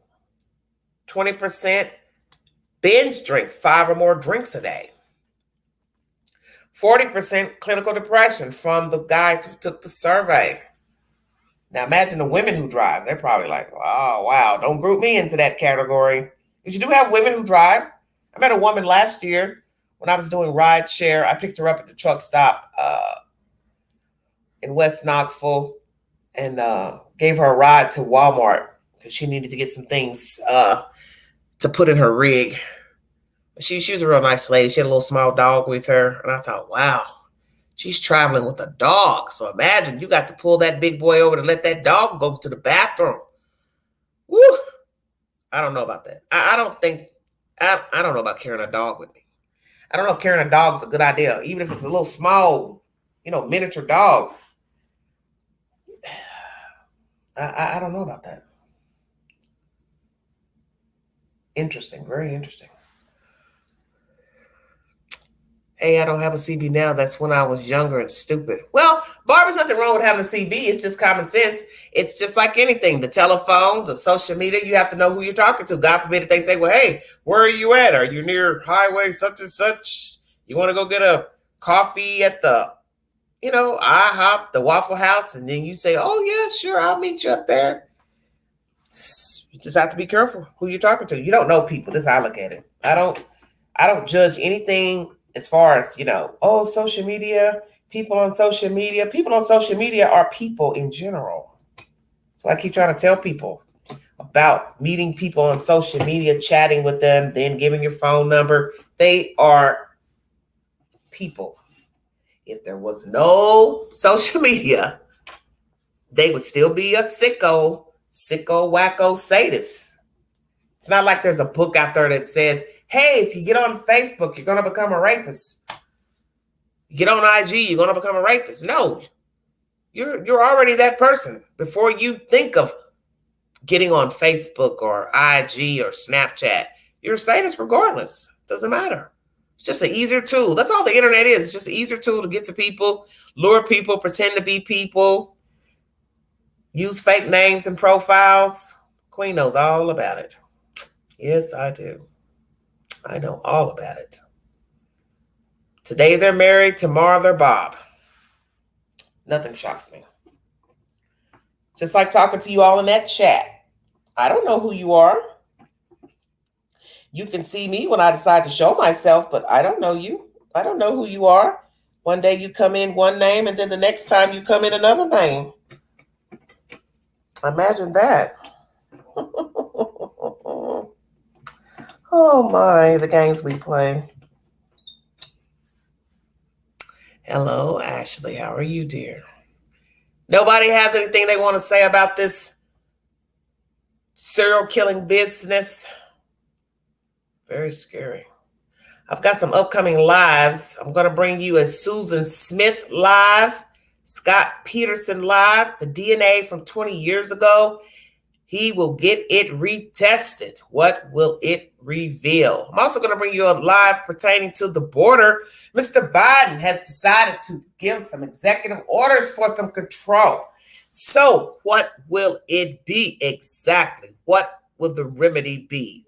One thing mentioned is that you will get sent back to wherever you came from if you cross over to American soil. I don't have a problem with that at all because it's outrageous right now. Something should have been done 60 years ago at least when people started coming over because it's out of control now. And there's no way it should have gotten this far, this breach of people. They're even coming from China. I watched that a couple months ago. People selling all their worldly goods and divvying up everything, dismantling their savings account to fly all the way to Mexico, Honduras, wherever, and then truck that journey to the American border. That is so dangerous.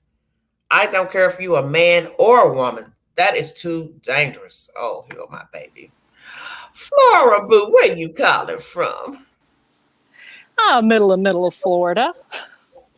How you doing, baby?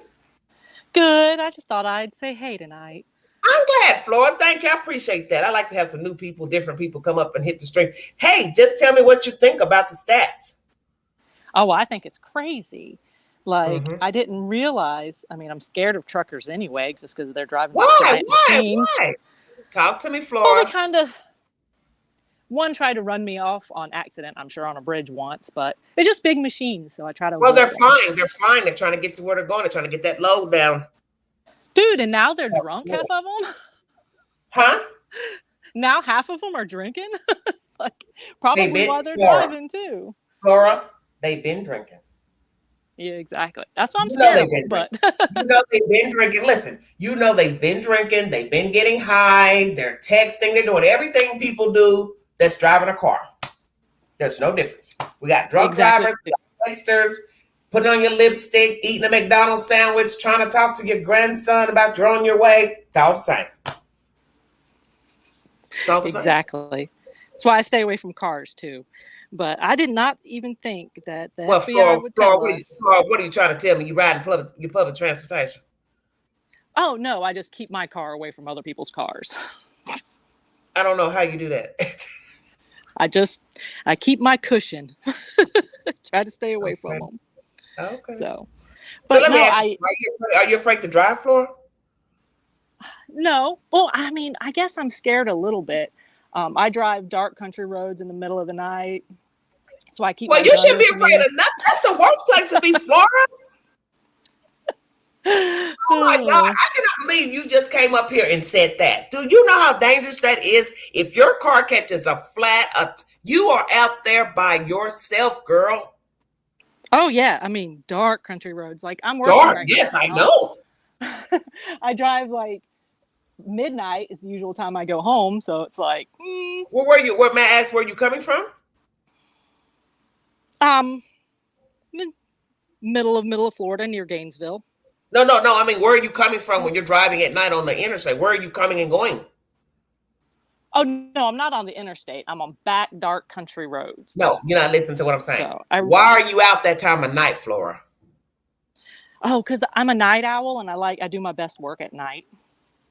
So I just work at night. I pick my own hours, which is the weirdest thing.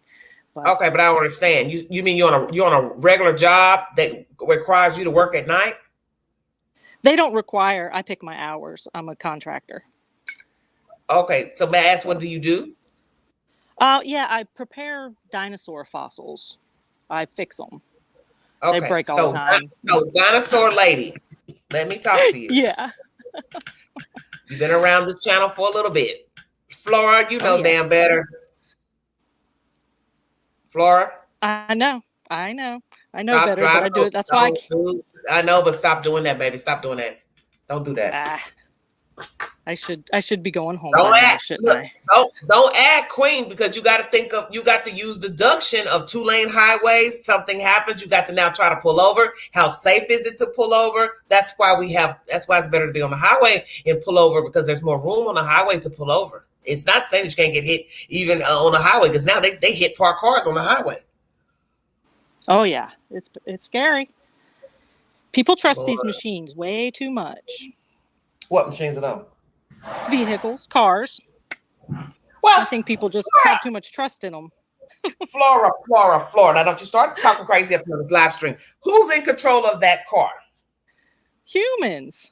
Yeah. So say that again. Who are you not trusting? Humans. Okay.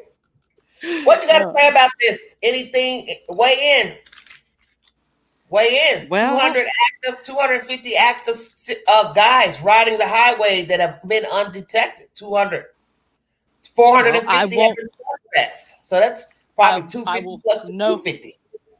700. Yeah, I will no longer be stopping at the truck stop to get my gas in the middle of the night. I'll tell you that. Well, that was one of his recommendations. Do not stop where truckers fuel. Yeah. Well, I'm telling you, let's see, I haven't done that in a while. I've done it like in the daytime, gotten gas at the truck stop, but it's busy. It's like the area is real busy during the day, or early evening. people. I mean, you ain't gonna miss nothing. You understand what I'm saying? It's too much traffic. But at nighttime, well, I guess they don't have any business over here where we get our regular gas. Their truckers are like over a little bit, you know what I'm saying, from the pilot. So they don't have any business over here rambling with us regular people getting gas unless they're going into the, to use the bathroom or get them a sandwich or candy bar or something like that. But I get what he's saying. Just don't do it. Yeah, and we don't have any reason to solicit anything from those drivers either. It's like, I know. Talking to them. I can't put my big pretty leg out of that car and shake my leg.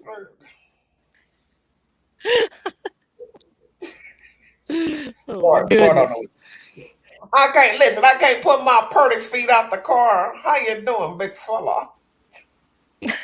Hey, I'm a bunny, not a lizard.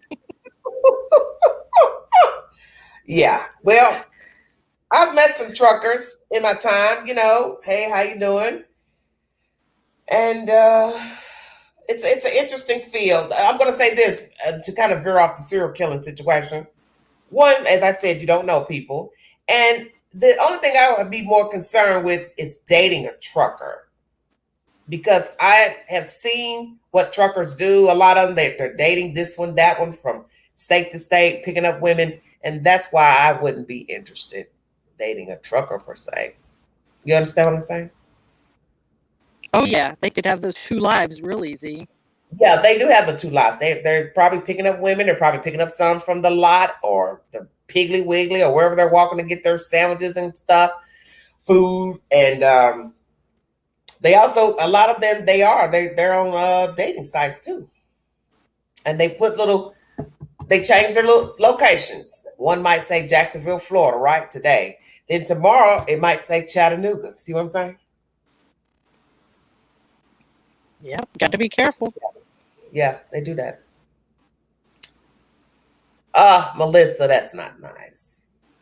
Vivi, oh, you guys are horrible beer bellies. Like, I can't. What else you got to say, Flora? Oh, that's it. And I really do enjoy your content. So thank you, Flora. Oh my God, that's how every time I see your live. Flora's more worried about the cars. People in the car. But that is nice to talk to you. Okay, honey, go ahead. Since she's breaking up. The thing about the content that I played is the obvious. That officer, whoever, state trooper, whoever, pulled that trucker over and found that girl in the back tied up, that's scary. He's already unalived somebody. I don't know what to say. That's scary. That's very, very scary. And I'm sure she thinks about that all the time. Oh my goodness. My whole life flashed in front of my eyes. This guy got me tied up in this truck, doing all type of nasty things to me. And by the grace of God, she was saved. That probably was, I wonder what are the odds of that. One in what? Her being saved and rescued by law officials. Because that's the point. If the driver isn't doing anything illegal on the road, they don't have any reason to pull that rig over. Nothing. Unless, it's wobbling, it's lane hopping, or it's speeding, then the state trooper or sheriff or police pull it over. But if it's going to speed, they have no reason to pull that rig over. None. Yeah, I don't like that terminology, lot lizard. That's horrible. You all are mean down there. It's just, oh, Lord have mercy. What do we have? 25 currently in prison, 25 men, 250 active serial killers, truckers, 450 suspects. That's not good. That's not good at all. Oh, man. Some would say divine intervention. Yes, divine intervention. Because we already know, had that truck not gotten pulled over, there is no telling where he would have disposed her. Oh, I don't want to think about it. I don't want to think about that. This is so terrible to me. What was the name of that movie? Candy Cane. Joyride. Joyride. That's an awesome movie. I love that movie. God bless that guy's soul. He's no longer alive, but and his brother looks just like him too. Oh, I can't imagine. Meet me at the such and such, and bring some pink champagne. Boy, he was pissed off when he found out that wasn't a woman. Oh, then the brother was a little shit starter. That's what got him in that mess in the first place. Sitting there playing on the CD, pretending to be a woman. And then the guy goes to the motel. The woman's not there. And then he calls her on the CD, Candy Cane. Candy Cane. And then next thing you know, the guys jump on to let him know, hey, dude, it's just a prank, blah, blah, blah. That was the start of the BS. What got me is the time he called them on that TV and told him, you might need to get that tail light fixed. Oh, my gosh, I was dead. I said, oh, my goodness, he's found them. You know they were scared. He got on that CB and he said, you might want to get that tail light fixed. That was it. That was it. I was like, how in the hell did he find them? That's scary. The highway is a scary place, especially if you're traveling long distance. And frankly, it doesn't really matter if you're just going to a neighboring town, 15 minutes away, 20 minutes away. All you need is a bad situation. Your tire blows, your engine gets stopped up, the transmission goes out, you blow a hose. Now you've got to pull over to the side of the road. Now you've got to call your AAA insurance or whatever you have. You better make sure you have some AAA, honey, because just imagine being out late night. I think about all the times I've been out late driving. And when I say on the weekends, Queen was driving the interstate. And it is spooky to think of being stranded because all it takes is the wrong person to come up to your car. I don't care if your door is locked or the glass is up. Doesn't matter. You get you a creepy crawly that wants to take a crowbar, beat the glass out. Who's going to come get you in time by the time they beat the glass out, pop the door, reach in, drag you out of there? The cars are going 60 miles an hour. Nobody has time to stop. Even if they drove by and saw the person dragging you out of the car, dragging you to their car. They're going too fast. Can't trust anybody. Or I heard this story, what was this, last week? The lady had called for AAA and this tow truck pulls up and she gets in the tow truck. But guess what? It's not even a tow truck. It's like an SUV. She should have known better. It's like, why are you getting in an SUV? You know an SUV can't tow your car anywhere.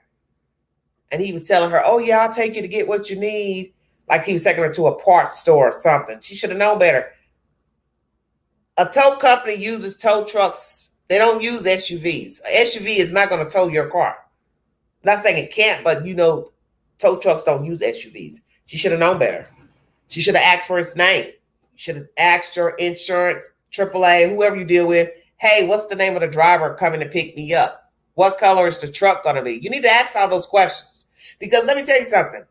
A person could be just riding around looking for abandoned cars and people in the cars to assault.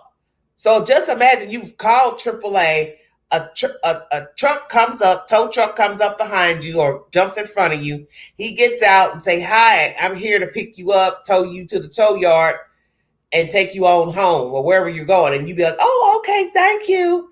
And then you let him hook your car up, and then you get in the car, and guess what? That's not the tow driver that's supposed to be picking you up. You got to ask questions, because you might have you just a sadist riding around with a tow truck, and he's picking up people, but he has no plans to take you home, duck you off, might take you back to a real tow yard, and then assault you. And he probably is not going to leave you alive, because you can point out where you were. That's scary as hell. That is scary as hell. Oh my goodness. That came to me the other day for some weird reason. Imagine the tow truck driver pulling up, jump in front of your car, and then he comes over to your window. Hi, how are you? I'm here. I'm your driver to pick you up. You want to get out of the car so I can hook you up? And then you get in his truck after he's hooked up your car, and then he makes light conversation, and then you say, oh yeah, I need to give you my address to my home. And then he's looking at you. Okay. And then you think he's going to put it in the GPS or whatever. You don't know. As soon as you get in there, you might already have something ready to stun gun or anything. Damn. Oh my goodness. They have been referred to as lot lizards for many years. I know for a fact they have been for 20 years. I had never heard that before, 365. I heard lot lizard a couple years ago when I was covering the story of that lady that was thrown out in Virginia off the side of the highway. And I was looking at the article in the news break, and I was reading the comments, and somebody said, well, what do you expect from a lot lizard? And I was like, what? What the hell is he talking about? So then it's something just, hit me like a ton of bricks. And I thought, oh, I think I know what he means. I was like, man, that's cruel to call somebody that a lot lizard. Damn. If your car breaks down, walk. Do not stay with a stranded vehicle. Leave key under mat, but don't get in with the tow truck driver either. Well, sour girl, how are you going to get home? That's what you're paying for with your service. It's to get delivered home. Don't trust anyone but family, and if you get a bad vibe, believe it. Hello, Disc the Brakes. Yeah, because I've been in a tow truck before. They took me home. That's what you're paying. That's the service you're paying for, is to get the car towed, and also they can take you home, especially if you want to get the car towed to your house instead. If you think it's something minor and you don't want to trust to leave it at a car shop. Because either way, even if he takes your car, let's say it's after hours, he takes your car to a Goodyear, wherever you think you want to take it. How the hell are you going to get from there to your house? Anybody listening? Oh my goodness. She said, I don't get it. Girl, you a fool. She said, I don't get in a tow truck ever. I can't. Oh my God. Dang.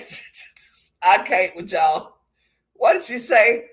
I have them tow it to a shop, get a friend to pick you up. Okay, but sour girl, what I'm saying, you all aren't listening to me. It's nighttime. The places are closed. Your car breaks down. The guy comes with the tow truck. You're going to walk on a lonely highway where? In the middle of nowhere. Think about what you're saying now. I'm just saying. You got to first be able to get out that car without being subdued by this fake tow truck driver. Just saying. You mean to tell me you got tow service, you're not going to pay to call? Y'all stop chatting down there and you come up here and explain this to me, because that don't make no sense what you're saying now. You're going to walk on a desolate highway, but you have tow service. That's what you're telling the queen. That's what you're telling me. I'd probably just sleep in my car. Cornbread, I'm not fooling with you. You get out of... I'm not trying to laugh. These comments are killing me. She says, you get out of the car and walk. I'm about to use the bathroom by myself. You all are killing me.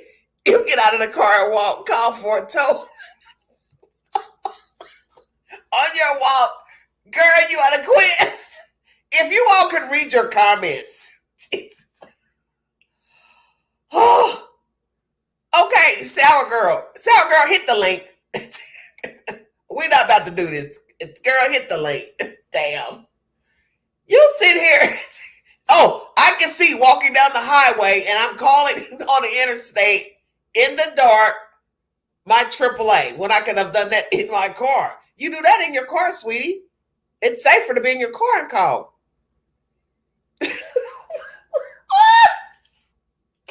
Oh, Jesus. I guess the serial killer says, well, I won't be picking up anybody in her chat. What? Look at Lewis. Oh, you guys, please stop. I'm trying to have a serious conversation with you all. Oh, you're getting ready for work? Okay. You all can laugh, but it's the truth. I'm trying not to laugh. It's the way you worded it. It's the way you worded it. Joan says, I'm in a convenient spot. The local guy who works on my car has his own tow truck. Plus, I have his cell for emergencies. Now, if I was out of state, I'd have a problem. That's my point. You're not going to always be near your house in your car. You could be, like I said, 15 minutes away. You could be in another town. You went shopping. You went and had dinner. You went and met a friend. You get in your car. Something happens to your car. You do have, you know what I'm saying, AAA or however you got it set up with your insurance. And then you're calling to get help. I'm just saying you need to make sure that when you're calling your insurance company or the AAA itself, whoever you got your services through, you make sure you ask for a description of the person that's going to be picking you up. Ask not to get in the wrong tow truck. But I understand what some of you are saying. You don't know if that person's going to be on the up and up. So I get it. I totally get it. But that's the point. What do you do? What do you do? Because imagine if you are traveling out of town and you need somebody, you're going to have to trust somebody. It's just the way it is. I don't care if it's the highway emergency truck. They have services here in my area. They see your car stranded. They'll pull up, I guess check on you, make sure you're okay, see what you need. Hell, you probably can't trust that guy. We have dirty cops. We have dirty sheriff. We have dirty state troopers. You've heard the horrible stories of women being assaulted on the side of the road, making the women undressed to have sexual relations and forcing them to have oral sex, all kind of crazy stuff. You don't know people. So you really can't trust the law enforcement either. Stay on the phone with someone. Yeah, but you got to remember, a person can overpower you. What are you going to do getting out of the car? They have a weapon, a stun gun. See, that's what I'm saying. It won't matter about it. It won't matter about you having the phone in your hand. I've had many of flat tires on the interstate. My guardian angels were with me while I put on my spare. What? You put your spare on by yourself? Girl, shut your mouth. He takes you home and now he knows where you live.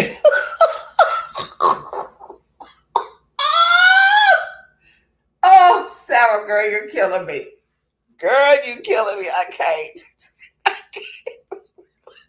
Joan, look at Joan's face. Hey, Joan, I'd like to see your real face. You got that emoji in the chat. These people in the chat, they're killing me. I can't tonight. Hey, if he's going to hurt you, you're not getting ready to go home anyway. He's not getting ready to take you home. He's not getting ready to take you home. The slither up to the trucker's cab and offer their service. I've been there. Luckily, I wasn't alone, and we were told to the tow trucker's shop. I guess we were very lucky to survive because it was in Tennessee. Unleashed, stop it. I never changed a tire, laugh out loud. I've never changed one myself.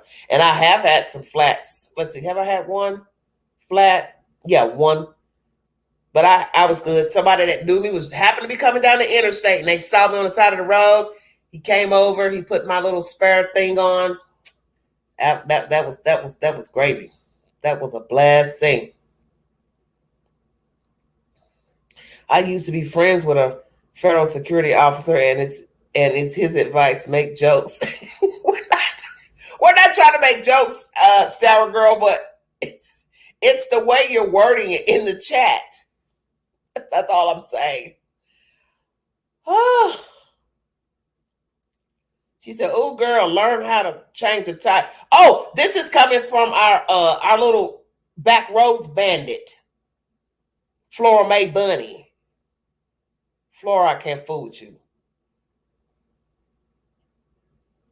Yeah, Flora likes going on the back roads where creepy crawlies like to drive up and down the highway looking for stranded damn drivers.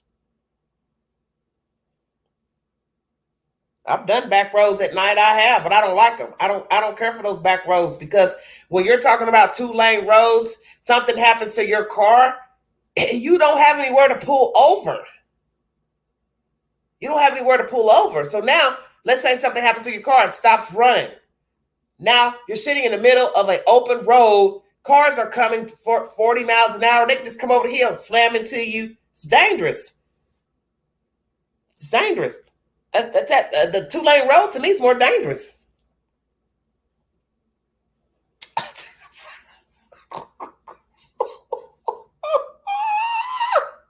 I'll change my tire and keep it moving. Okay. Look, I'm not disputing with you all in this chat. Oh, luckily there's growth on my verges, not like your heels. Oh, grass. Okay. Don't they all come with a spare tire? Laugh out loud. I can't change a tire. I'm not even about to even remotely think I can change a tire. I can do a lot of things mechanical, but I don't see me changing a tire. That I can't see. I'm just gonna be honest. Queen ain't changing no tire. I'm not. But seriously, we have open highway. We need our trucks to pick up our goodies, our clothes, our shoes, our food. And that was a great point made. We need them. We need the truckers. We have to have them. It's inevitable. The only way you're going to eat, survive. You can't survive without the truckers. So hell, they're just like the military. You got to have them. There's no way you can survive without the truckers. Well, the scary part about needing the truckers is that, once again, it's a human being who has decided to use that position as a way to be a predator. That's what you have. Yeah. New cars are now coming without a spare. Keeps the weight down for a lower gas mileage. Okay, gotta check that when you buy a car. Okay, I haven't heard that. Well, yeah, that's bad, because if your car breaks down, you definitely want to have a spare in your trunk or on the back of your SUV or under the SUV. I have it worse. Yeah, it's bad. Wow, that's interesting. I hadn't heard that. I bought mine new in 2019, but never checked for a spare. What? Well, do you know if you have a spare? Well, you better go out there and look, girl. I hurt myself trying to rush changing my own tire in a dark highway. Honey, Unleashed, say that. That's exactly what I'm talking about. That wouldn't even work out for the queen. I can tell you that now. Oh, I know I can't. Still can't get past it being called a donut. Yeah, that's what I was just talking about with my car that time. When the tire went out, I had to get the donut put on there. I only do one thing with donuts, and that's eat them. Well, you know, hey, Vu, how you doing? The thing about the donuts, you can't ride on them long. They're not meant to ride on. They're meant to do just that. Get you from where you are stranded to home. You know, God forbid it broke down and you were on your way to work, or you're going to a friend's house and somebody is kind enough to help you. But they don't recommend you drive that donut probably really no more than a day or two, because it's going to deflate. It's going to go down. It's not meant to drive like a tire. The problem with changing your own tire is the lug nuts have been screwed on by exactly a machine. Yeah, you need that tool. Zoop, zoop, zoop. And who's carrying that around in their purse? And it may be too tight to loosen them on your own. Exactly. That's true. Miss Vu says, I can change a tire. Well, you go ahead, Miss Vu. Shut your mouth. Godric, hi. Queen, I drove on a donut for 5 months before it was still good. I couldn't, that donut I had on that Mazda years ago, no, I could tell the difference. It was a rough drive, and I had to get a tire. There's no way I could keep driving on that. I don't know how you did 5 months. That's a long time. You must have had a donut from Tokyo. You must have had a donut from Tokyo. For those coming in the chat, we were discussing this content from News Nation and this podcast radio program pertaining to long haul truckers, serial killers. I've brought you all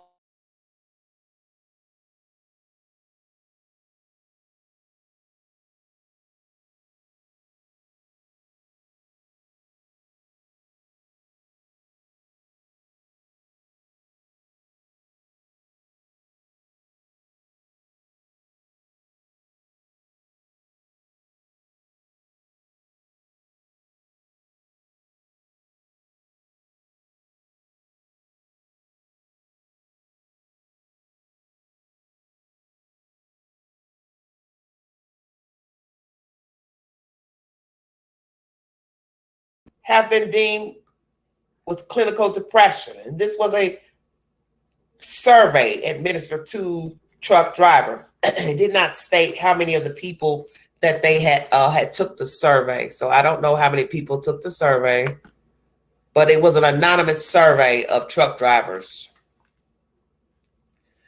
What did he say? Solo. The guy at the smoke shop been driving his donut since January. He said the other day he couldn't find a 15-inch size. Yeah, but that's a small tire for a car. He must be driving a really small car. What is he driving? Something like a Honda? Small to mid-sized vehicle. Yeah, because most people are driving SUVs now and trucks. I like trucks myself. They're good for getting in and out of and hauling stuff. If you need to pick up something, just put the seats down. If you want to pick up your chair somewhere or nice size picture or mirror, you can just haul it yourself. I like that. I don't like calling people asking them, hey, you got a truck, you got this, I'm trying to haul this. I go get it and put it in the car, put it in the truck myself. And we'll get it in the door one way or the other. I've had a flat on my donut. That's what I'm talking about. That's exactly what I'm saying. Oh, you have a Nissan Rogue Sport? Oh, yeah, Nissans are nice. Those are real nice. It's a real popular truck. I see a lot of Nissan Rogues here. This place where I live. In Knoxville, Tennessee, that's what a lot of people drive. Nissans, Hondas, Toyotas. They're very popular cars. Honda's a very popular car to steal, too, here in Knoxville. Yes, I'm with you. Comfy and luxurious. Yeah, I love a truck. Talk about being in a pickle. They go 5 miles. Trust me. That's what I'm saying. I've had a donut on a small Mazda years ago, and the ride is rough. I don't recommend driving on those donuts. You know, maybe they make them better, but the one I had, it just felt like, I can't explain it. It was just like like you're driving over gravel or something. I drive a truck with the Corvette motor in it. Dang good truck. Oh, okay. Honda's engine lasts forever. Yes, they do. That's why people steal them. That's why Hondas are popular for theft. Easy to knock off, break the parts down. They are. 60 people in the room. Thank you for your time. This is live number 3, everybody. Please check out my previous videos in the YouTube queue. Oh my goodness. I'm just sitting here thinking about this. How many women are getting in these trucks at truck stops? It's scary. And like I said, a lot of these guys, they're soliciting women on social media, and that's the first thing they want you to do. Come pick them up because they can't drive because they got the truck parked.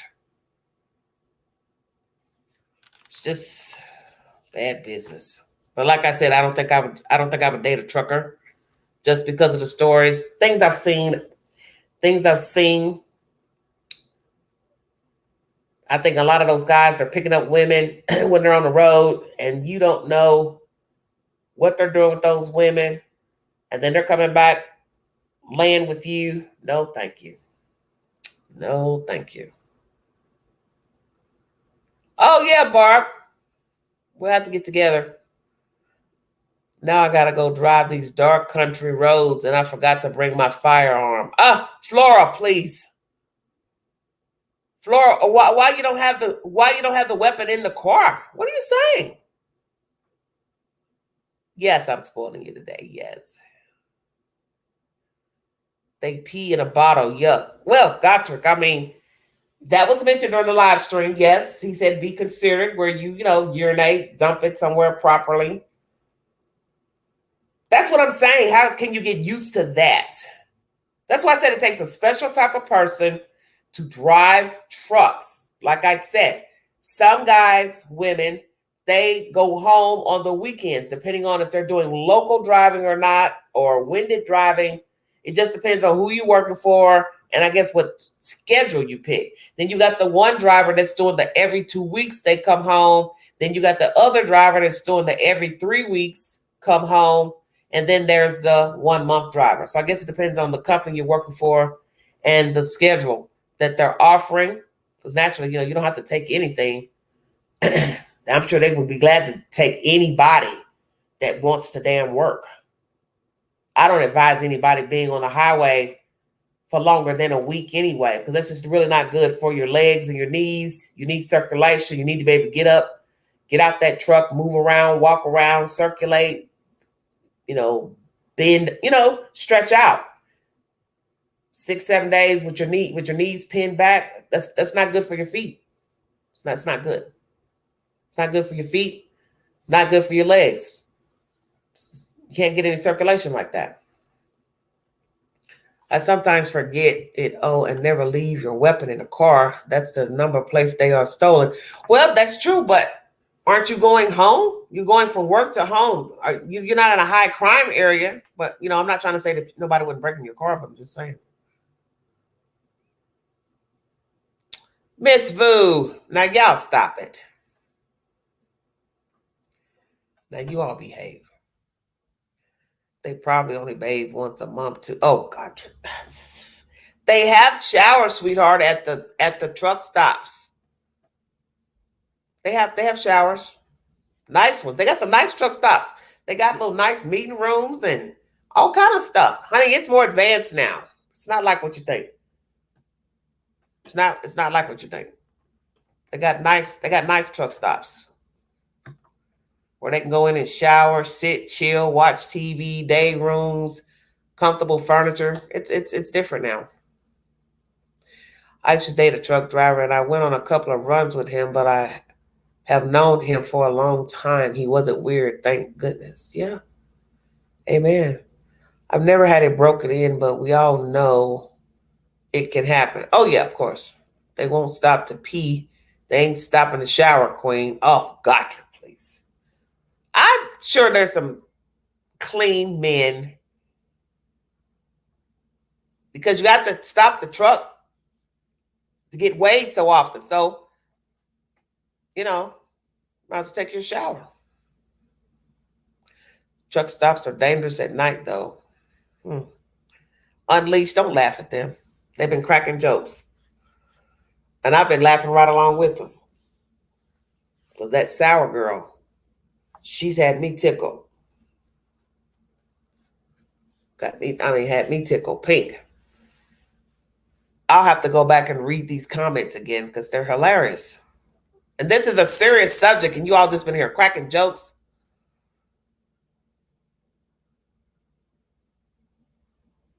But I'm thinking about the end game of being a trucker. How long are you going to drive being on the highway day for day, day for day? You're not interacting with your friends, your family. You're just seeing a bunch of strangers. I mean, it's exciting, of course. You get to see a new place, take some pictures. But it's still, at some point, it's not like it'll be lonely. There's nobody to talk to except for putting an earpiece in your ear and talk to your mom or your dad or your sister or your kids.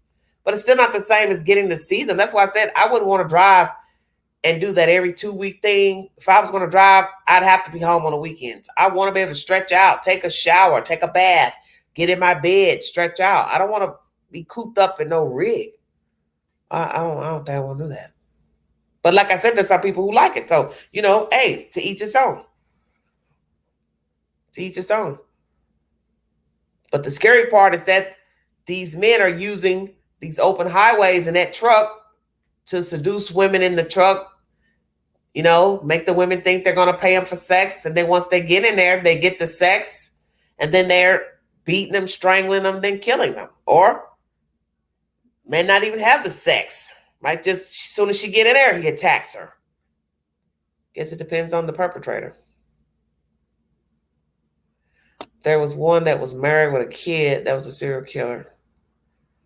Are you talking about the older guy, Mr. Happy Face? Yeah, a lot of trucks, they have cameras. That's why they can keep an eye on you, make sure you're going where you're supposed to go. You're taking your naps like you're supposed to. You're taking your breaks because they have laws now where a driver can't drive at so many hours at a time, which that's a good thing. That's keeping the road safe. You don't want a trucker that's been on the road all day and night driving. He or she hasn't had adequate sleep. What are you saying? How'd you know that? Oh my God, my mind is twisting. What? About the man and the serial killer? The man with the kid? I bet some do have the itch is on. What, Barb? You don't want no self-driving truck? What? That's just as crazy as a self-driving car. I don't want a car driving without a driver. And I definitely don't want no big Mack truck coming down the road without a driver. It was a while ago. I just watched a documentary. Oh my God, listen to Jones, stinky butts. I can't fool with you all. You all are crazy. Allison Warnos was a trucker serial killer. Yeah. Well, I don't think Eileen didn't drive. I don't remember her driving. I just remember her walking the streets down there in Florida. I don't remember her driving because I don't even think she ever kept a job.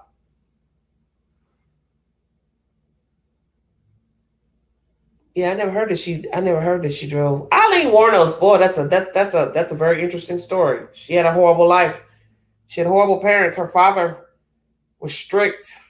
He had heard she'd had sexual relations, and he was done with her. He didn't want her in his house, allegedly, if that's true.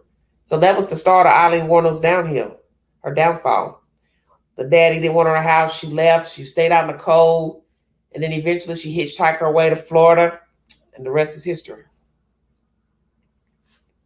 I definitely don't pick up hitchhikers and also wouldn't bum a ride from anyone. My butt would walk to the nearest gas station or something. What? You mean to tell me none of you would hitchhike? Oh, I'm definitely getting ready to put that on my poll. Hold on, because I've got a question on here. I'm going to see who's answered it. Boy, I have the most interesting chat members. I would never. Thank you, Jane. Thank you, Terry. I would never hitchhike. Are you all sure you would never hitchhike? Is everybody going to say they would never hitchhike in the chat? Are you sure you would never bum a ride with a stranger? Just saying. Lordy-do. Nobody would hitchhike in the chat. Worst case scenario, you wouldn't even bum a ride with an old lady? Ma'am, could you just give me a ride over the hill? Just asking. Thank you, Jane. Appreciate that. Thank you, Terry. Oh, my Ma. Thank you, sweetheart. Just asking.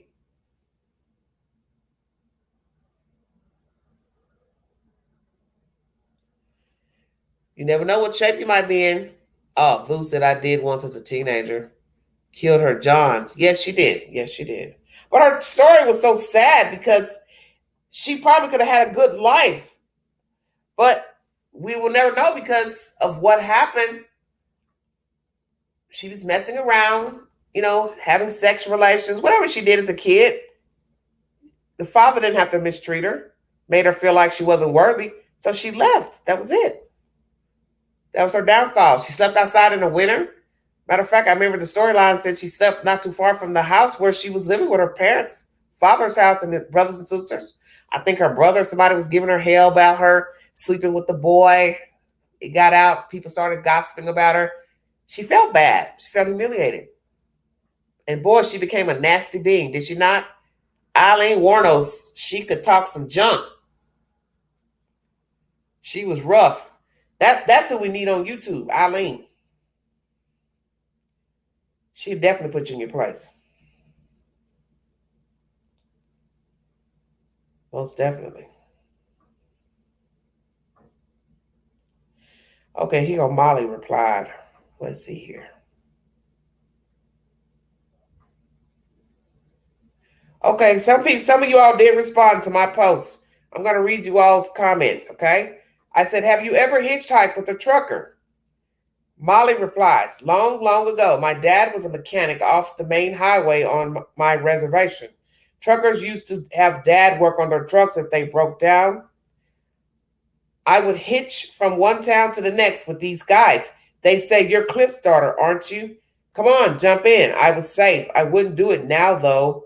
I have a son who is a trucker, but he doesn't pick up hitchhikers. Okay, Molly. Who's next? Ginger. 30 years ago, my girlfriends and I hitchhiked to Montreal from Brockville, Ontario, Canada. 3 trucks stopped and we each got in a truck. Nice fellas who took us out for dinner and drinks when we got to Montreal. Young and dumb, laugh out loud. I definitely wouldn't do it now. So there's 2 people who are saying they've done it but wouldn't do it now. Luna says, yes, the one and only time I've ever hitchhiked. But it wasn't an 18-wheeler truck. It was a 4-door Dodge. Dark blue, I think. My friend was driving me back home from Easter get-together years ago when I was a young adult. Her car literally shut off, and through the rearview mirror, I saw flames coming from under the right rear tire. My friend has her newborn baby girl in the car as well, and we were stranded on the parkway in the middle of nowhere, about 2.5 hours from my house by car. See, that's dangerous. It was raining too, which really sucked. This was back when cell phones weren't affordable to the entire public, just rich and middle class had them. It was dusk and we had no choice but to hitchhike. 2 women and a baby. Oh, I'm cringing reading this. It got completely dark and no one was stopping to help us. It must have been an hour or 2 that we were trying to get anyone to stop and help. Finally, a truck pulled up and stopped. It was an elderly couple. They looked like they were in their 60s. They turned out to be very kind-hearted people. They said they couldn't drive past 2 women and a newborn walking at night in the middle of nowhere on the parkway in the rain. They said there are all types of crazy people that come out at night that want to do harm to the innocent. They drove me home first, then my friend and her baby home. We were so grateful to those 2 good people. One replied, dear God. Oh, man. Your guardian angels bless. That's from Molly. Molly Littlewolf.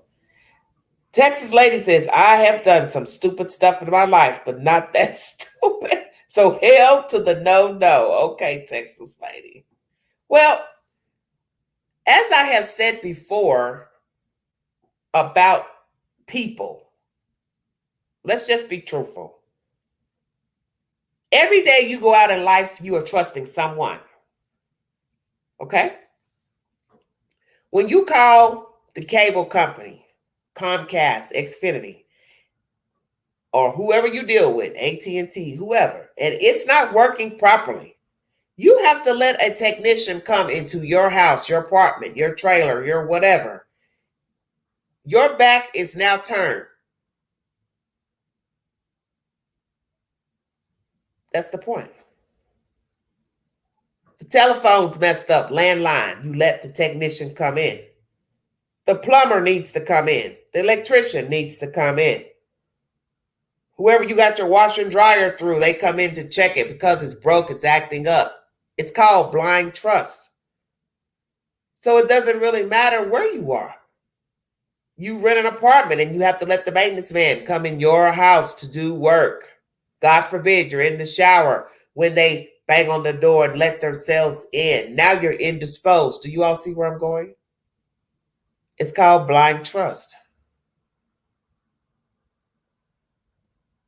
You have to trust people. You're trying to push a chair into your house. You put it in your SUV. Somebody comes over from across the street. You've seen the guy a couple of times. You don't think it's no big deal. Neighbor. Could be a young kid, teenager. Hey, ma'am, I'll help you with that. And then you look and say, oh, yeah, oh, you're Mrs. Such and Such's kid, grandkid. So you don't think anything about it because you've maybe seen his face before. And then he tells you, hey, I'll help you carry that in. Okay, have a good night. And then he helps you push it in the door and then poof, voila, he jumps you. It happens every day. I'm trying to picture me hitching a ride. Nope, not going to happen. Okay, I get it. I'm just saying to everyone here, you do not know where you're going to be in life. That's my point. That you have to trust someone. And a lot of times we prejudge situations to say what we would not do. I don't know how many times I've said that, and I've had to eat those words of what I would not do.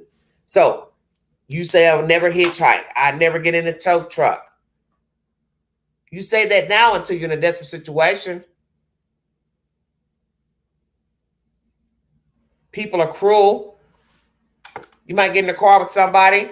You two have an argument, a disagreement. They tell you, get the hell out of their car. What do? You stay in there? I'm just asking. You stay in the car? Or you fight in the car and say, I'm not getting out of this car. You're taking me back home. What if they don't want you in their car? What if you're with your boyfriend or husband, have a fight? They shut the door on you. And then they leave you. You know what I'm saying? It'd be a bad situation. A really bad situation. You're standing out here hollering and screaming, trying to get in somebody's car and they don't want you in their car. Just jacked up.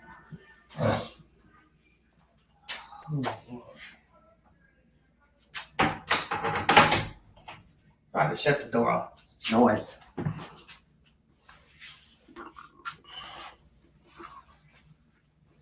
Very scary information during this live stream. News Nation is the source. If you're curious to this trucker information, once again, 850 truckers are linked to 80 murders. 850 truckers are linked to homicides. Yeah, never say never. Because I'm sure a lot of people who are no longer alive have said the same thing. Oh, I'm just going to sit here in my car.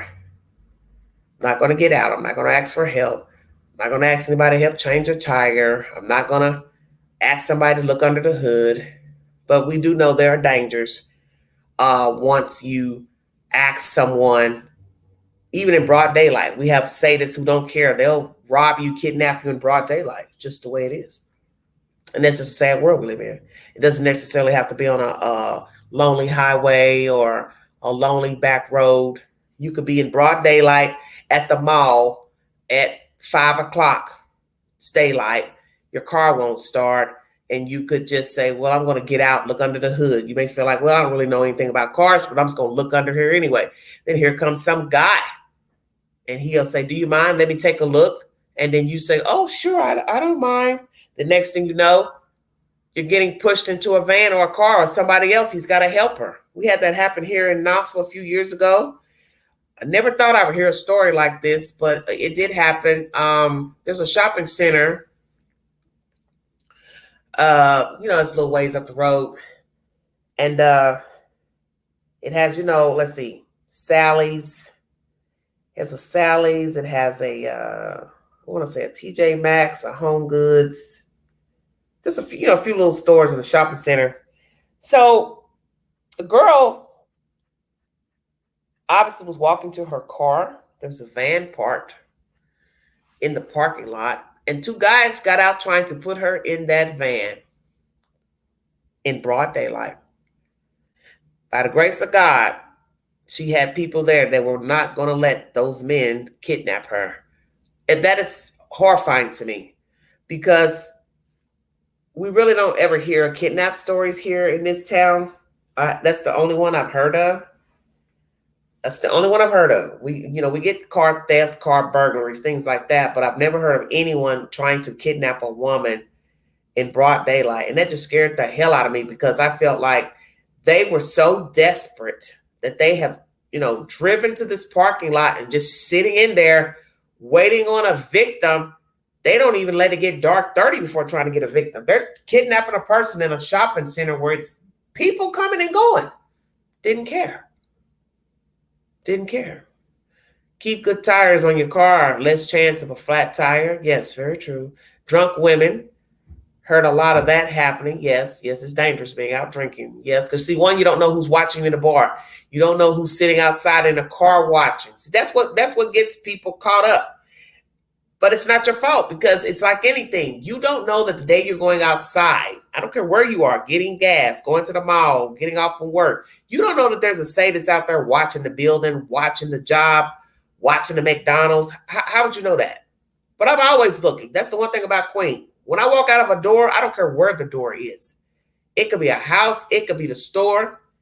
I look at everything before I get to the door. Long as there's glass, I'm looking out. I'm looking at every car lined up. I'm looking at who's sitting in the car. When it's time to pull up to a house, a business, I don't just jump out the car. I'd have to be in a real big hurry to just jump out of the car. I'm looking at all the people. I'm looking at who's sitting in their car. One thing you don't do, you don't ever park by a van. Don't ever park by a van. Do not park by a van, ever. I don't care if the parking space is close to the store, the mall. Drive around, get another parking space. I refused to let a maintenance man in my apartment. I sent the manager a picture of him, and she said she wouldn't let him in either. Lord, you should have seen what he looked like. Well, I don't understand what you're saying, 65. Oh, did he not work for the company? Did he not work for your landlord? I'm confused.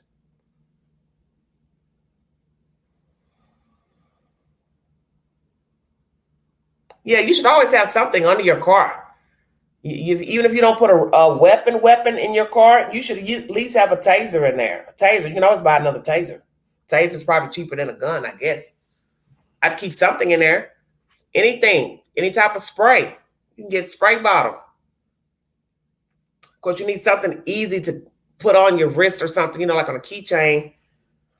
But you need something that can, at least blind the person for a little while. That's all you need. Just something to blind them, make them choke. Don't necessarily have to, kill a person.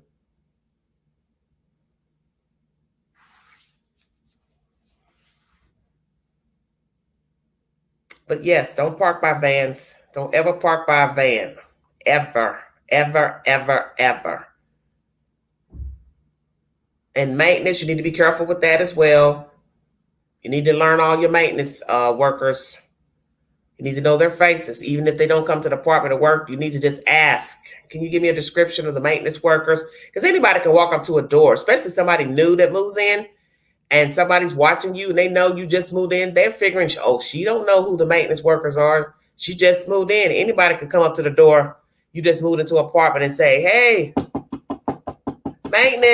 maintenance, and you're not thinking. You may not even think to open, to look out the peephole and look. But as one of the managers here said, well, that's what your peephole is for. You do not have to let anybody in. You let them in, that's on you. And that's right. My granddaughter's 18, was working and had a smoke break, and a guy barely missed grabbing her. Women hollered and told him he screwed up. They all went out by twos. What are you saying, Barb? She went on a smoke break. Where did she work? Good Lord of mercy. Yeah, you just have to be careful. But I feel sorry for, anybody that's out here, because the truckers, they're out looking and lurking. So you don't know what they'll do. They can walk down a block somewhere into a residential area and assault a person. I think I heard a story about that once. Guy was just stopped traveling through, and he accosted a lady at her house, assaulted her, and he walked out her door and went on his merry way. He didn't even live in the town. So you have to be careful, with transients, because really truckers are transients. They're in their truck unless they live, in their own house or apartment somewhere. But the point is, they're traveling from place to place, place to place, place to place. And it's just easy to, try the system. Let me see what I can get away with. And I'm sure there might be some men who didn't appear to be sadists, never thought about being a sadist, but then maybe one day they thought about something, some sick sensation. Let me see if I can get away with this. Now, I'm sure psychologists would say, well, they've always been sick. They just didn't do anything. What do you say?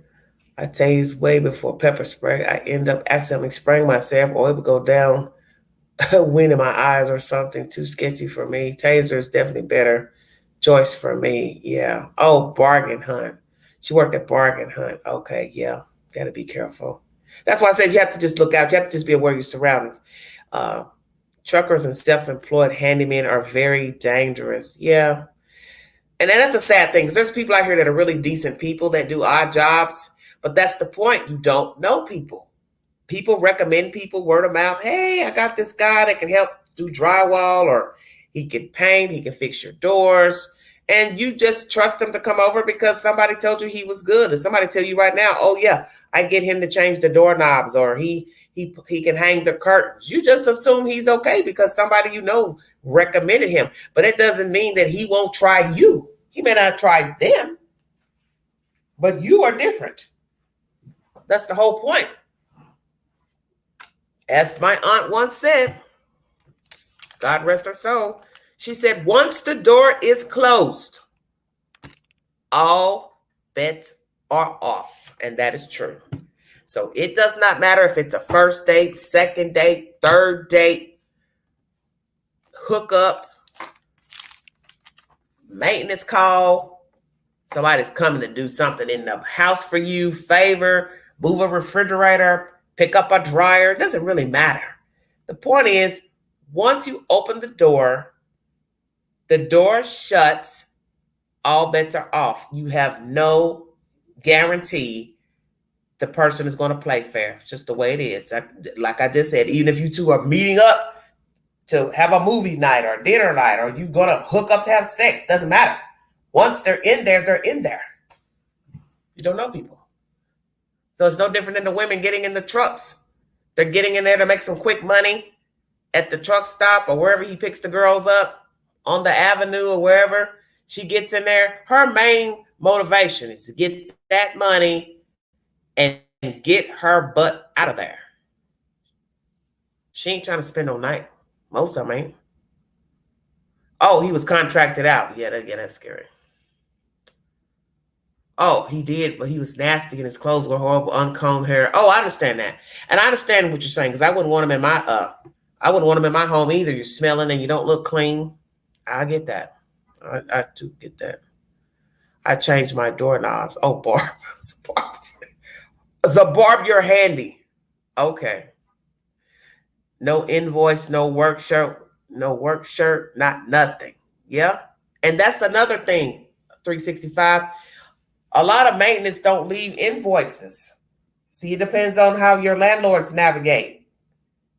They might just get the text back that they show, okay, we completed the job, but there's no piece of paper to show you that they've been in your house, fixed anything. You have to go look at it to see if it looks like it's fixed. That's scary too. Imagine walking in your house. Somebody can be hiding in the closet, anything. You walk in there. You just don't know what people do. This is just a world that we live in. It's terrible, especially being a woman. It's horrifying being a woman. Because as I said, you have to trust somebody. I tell people that all the time. It doesn't matter if you're a millionaire, a billionaire. A billionaire has to get on an airplane, a jet. How do you think they get there? Yeah, buy a vehicle. So it doesn't matter your status, rich, poor, working class, wealthy. You have to trust somebody in life. That's just the way it goes. So you need somebody to take you to the airport. You need somebody to take you back home from the airport. If you don't drive your car and park your car in the parking garage, leave your car at the airport. So you got to trust somebody. You deal with rideshare, you're trusting somebody. You call a taxi, you're trusting somebody. It's all the same. Our neighbor's daughter dated a guy who was a peeper. As kids would watch that guy creep around their house and stare in the windows. That creeped me out my whole life. Yeah, I guess so. Yeah, you don't know people. And I hate hearing these horrible stories of any woman being, assaulted, tortured, thrown out. But we just have some very unsavory creatures walking around. And that is one of the most dangerous professions, is a street walker. You are risking your life, not just having sex, and having it unprotected, but you're also talking about getting into a vehicle, hotel room, wherever, maybe their house. And you do take a chance to be hurt. Getting in that rig, that thing is huge. Even though the front of it's small, where you're going to be sitting. But people don't tend to bother people in rigs. You know that. Nobody goes up to a rig and bother the driver. Why would you? You have no reason to. Even if you saw it parked on the side of the street, you saw it in a vacant lot, you don't go up to a rig. Hey, what you doing over here? What are you doing parked over here? You just wouldn't do that. You have no reason to do that.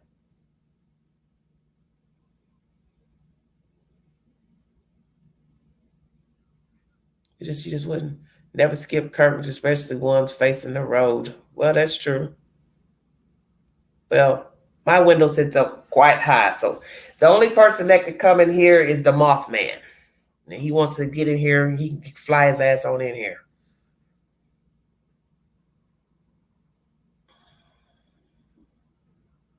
Who's having an anniversary? Happy anniversary, dear. Yeah, I keep my butt home. Oh, Unleashed. You don't go anywhere, Unleashed? Come on now. You go somewhere. Miss Fu, cut it out.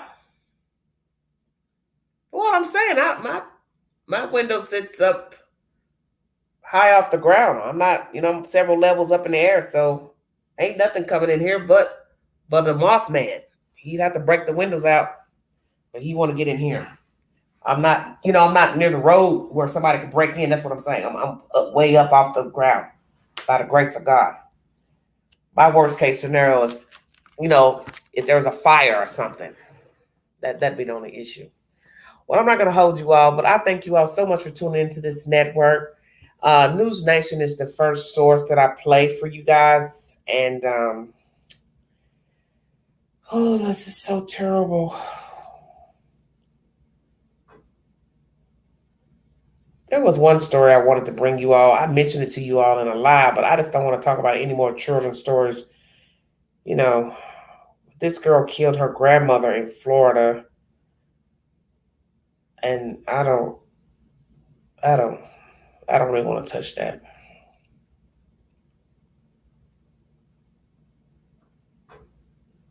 It's just horrible. And then that other story, that boy who was beat up by his mom and her boyfriend, that was so terrible. I can't.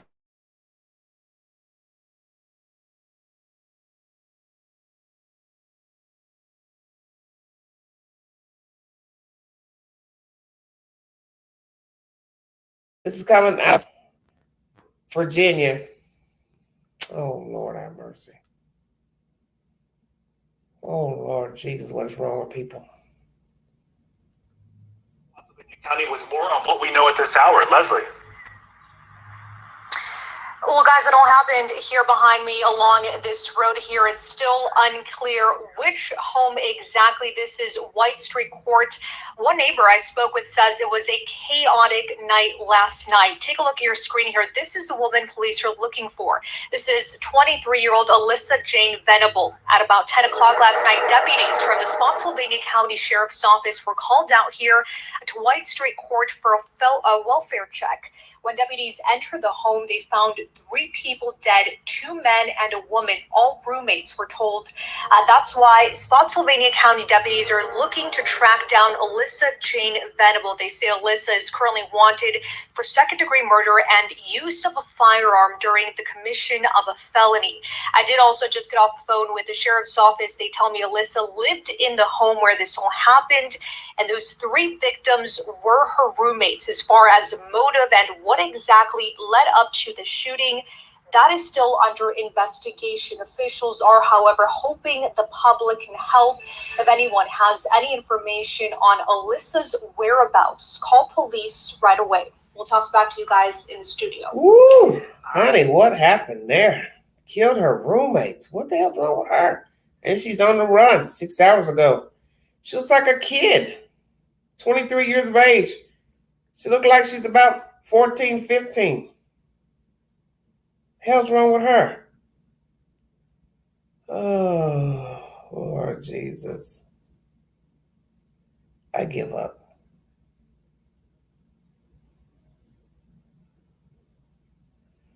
"17-year-old girl dies at a state-owned facility." Oh, Jesus. Every day it's something. Well, you think it'd be long before Sebastian is found. Yeah, we're hoping for the best, sweetie. Hoping for the best. Yeah, it's bad. We're going to read you this content for a little while, then I'm going to check out of here, guys, because it's already 2:36. This is pertaining to a story I brought you the other day. I mentioned it briefly during the live of the young girl from the Ukraine who killed her grandmother in Florida. Her father took away her phone. Don't know what happened in that apartment, but he left her alone in an apartment with her grandmother. He returned about 12:30 a.m. to find his mother dead. His child beat the grandmother to death. And when she was in court last week, she was sitting here doing Hail Marys in the courtroom. It's crazy, crazy, crazy. This little girl is crazy. What the hell's wrong with this kid? Talking about she missed her mother. Why was she over here in the first place without the mother? Where is the mother? Why is the mother not in America? Was the mother coming to America? Why was the mother left behind? Were there other children by the mother and the father? Did the father live in the apartment with the grandmother and the daughter? Help me understand. I am utterly confused.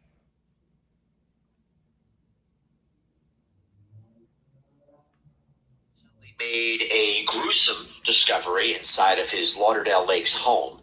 This is just outside of Miami. And this was when he found his 79-year-old mother. Okay, let's go back. He said his home. A teenager who apparently had her cell phone taken away as a punishment allegedly killed her grandmother just hours later. Now she could face charges as an adult. We're digging into this disturbing case with retired Judge Elizabeth Scherer. Welcome to Sidebar, presented by Law and Crime. I'm Jesse Weber. Hey everybody, this is a Law and Crime legal alert. Google Incognito tracked users' browsing data. I don't need that. Could be her killer. 14-year-old Sophia Koval was charged with second-degree murder and is being held in secure detention in Broward County. Her father called 911 around midnight. He had gone to see a friend and left his teen daughter at home with her grandmother, his mother, Yevhenia Koval. When he returned, His mother had multiple bruises all over her body, and she was rushed to a hospital, but sadly died from her injuries. Now, an autopsy ruled that the elderly woman's death was a homicide, although no official cause of death has been released, so we don't know exactly how this woman was killed. We did, however, obtain the affidavit for order to take into custody, which was filed with the 17th Judicial Circuit Juvenile Division, and it lays out some of the events of that night, but it's also heavily redacted for privacy. But let's go through it a little bit. So the probable cause statement says, quote, contact was made with the 911 caller, whose name is redacted here, who advised he found the victim, his 80-year-old mother, Yevhenia Koval, unresponsive, lying on the floor of their apartment. Now, something to note here, this document says that the victim was 80, but reporting says that she is actually 79, so we need a little bit of clarification on there. But moving on, investigators interviewed 79, the man about what happened. And it says that the 911 caller advised that him, the victim, and his 14-year-old daughter, Sofia Koval, who recently moved from Ukraine, he advised that his daughter had been giving him behavioral issues, which he believed are from the war that she witnessed in Ukraine and her being separated from her mother. So as a result, he took her cell phone from her today in an effort to discipline her. Well, according to her father, the defendant moved to the United States from Ukraine 8 months ago, and during her first court appearance last week, there was discussion of her immigration status, with Judge Elijah Williams pointing out that if she's not a citizen of the United States... Okay. Oh, Lordy. So, Dad moved here 8 months ago, and he brought this little monster with him, and what the hell was going on with her? So how long was the mother living here? This doesn't make any sense. How long was mom? Mom was already here living, 79-year-old lady? Don't understand. That perhaps the Ukrainian consulate will likely need to get involved. The father told officers that he left his daughter at home with her grandmother while he went to visit a friend. Hours later, he would come home to find his mother lying on the floor. The probable cause affidavit says he, quote, advised that the victim had bruising all over her body, which was not on her body prior to him leaving. He asked his daughter, Sofia Koval, what happened, and she responded that the victim had scratched her. As a result, she had to defend herself. Oh, my God. Now, according to this affidavit, Sofia confessed to her father, but that portion of the filing is heavily redacted, so we don't know exactly what she said. The deputy also says that she also made some sort of confession while riding in the patrol car to the Broward County Sheriff's Office, which was caught on body cam. But again, we don't have access to that. During that ride, it says, quote, Sofia also struck the partition in the vehicle with her hand and caused a laceration. Photographs were taken of Sofia Koval, and no injuries were observed to her other. Oh, Lord. So she hits the partition in the police car. Sophia, why'd you do that? Why'd you hit the partition? Now you what? Injured your hand. What the hell's wrong with you, little girl? You miss mommy. Well, guess what? America can gladly send you back to your mother. Send you back over there to your mother. Maybe that's what the American government needs to do. Send her back. Send her back to the Ukraine. Let the Ukrainians deal with her. I'm serious. Don't even waste taxpayers' money. Because more than likely she'll get out of a facility at 18 or 21, and God forbid, she will be in America, or they can send her back then. She doesn't have legal status. They can send her back now. Let the Ukrainians deal with her. Than the self-inflicted injury to her hand. So now, light. Now the document goes on to say that while at the public safety building, Sofia Koval was asked to exit the vehicle so that your affiant could speak with her about the incident, and she refused. Your affiant spoke with the 911 caller, and he agreed to speak with Sofia in regards to her coming into the office to speak with your affiant. The 911 caller spoke with Sofia, who again refused to leave the vehicle and asked about the victim and was informed that the victim was deceased. The document notes that at times Sofia and her father were speaking in Ukrainian. And the affidavit concludes by saying the victim's manner of death was a homicide, but again, the exact cause of death was not released. The document only says, based upon this investigation, it was determined that Sofia Koval physically struck the victim multiple times. Now, one neighbor told WSBN Yes, she was 365. that Sofia is a good girl. It's just something I can't see her doing. Another said it's terrifying to be on. The little black lady that spoke to the news. Lady, please stop it. There's nobody in the apartment but her and the grandmother. That speech you gave to the news, who cares? You don't know that little girl. You don't know what she witnessed in the Ukraine. You don't know what her life was like in the Ukraine. She obviously has some issues that she brought from the Ukraine to here. You just don't wake up and beat your grandmother to death. Hello? Oh, she's such a nice girl. She misses her mother. A lot of people miss their mother. A lot of people's mothers are dead. Their mothers are alive. And they're not going out here beating up people because they have dead mothers. Just saying. Her mother's alive. What is this? She miss her mother. Oh, she's a good girl. She miss her mother. These people are crazy. That little old black lady. I don't know what the hell she was talking about on the news. I'll have to play that for you all if they don't play it. It's like you would never suspect something like that, especially from a family member.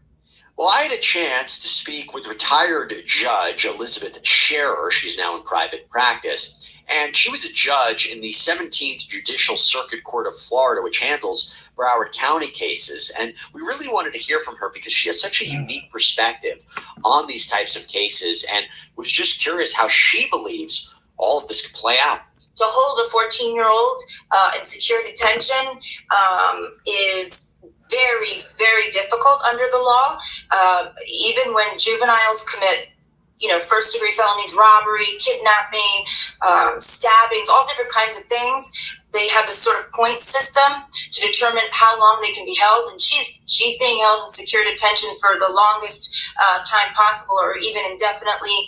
And I believe that is to give because number one, I believe based on the facts that law enforcement and the prosecution must believe it's warranted. Again, the details that we don't have, but I would say in all likelihood that this child will be filed as an adult. She'll be direct filed, and she will then transfer from Judge Williams, who's a juvenile judge, to circuit court, where she will be in front of a felony judge, which is the type of judge that I was before I retired.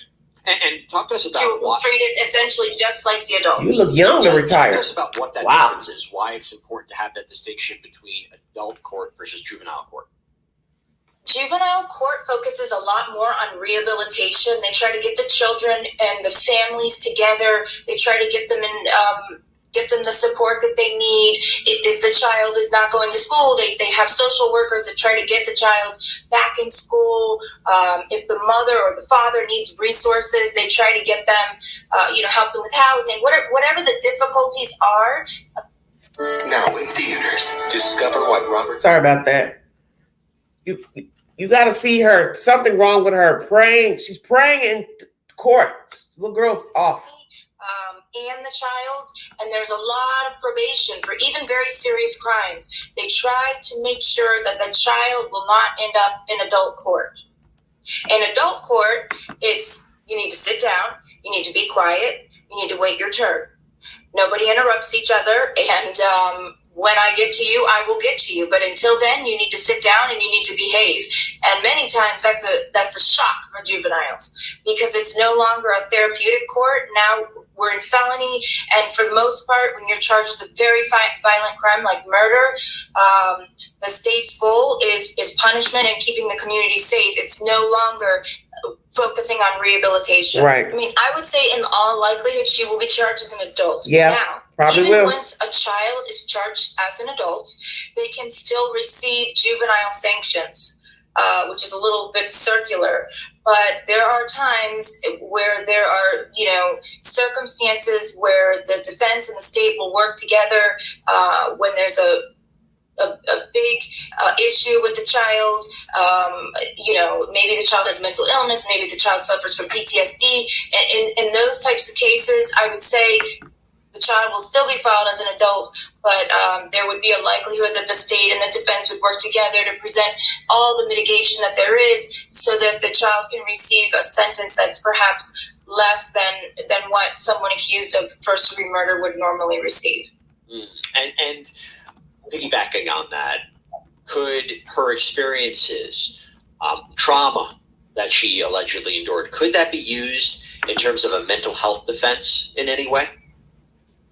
I don't think it can be. It can't. A mental health defense is insanity, and that requires very, very specific things to have occurred. It means you have to have suffered some type of brief psychotic episode. It's very hard to meet the criteria of insanity, which is why you don't hear about it very often.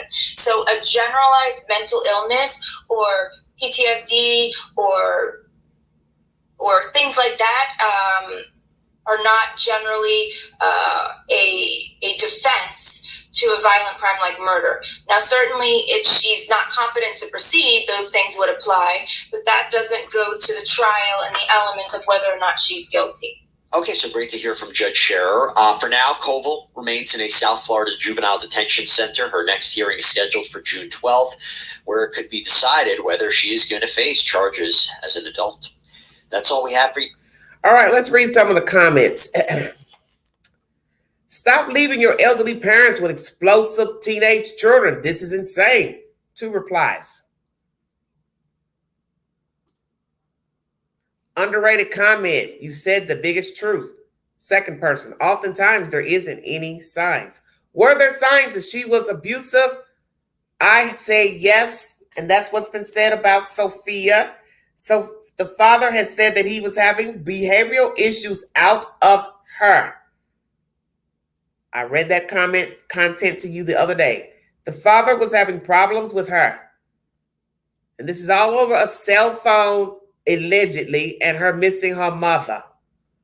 So did she try to get the grandmother's phone, reach for the phone, grab the phone? Grandmother grabbed it, told her no, they got the tussling. Then she beat her up. She says the woman scratched her.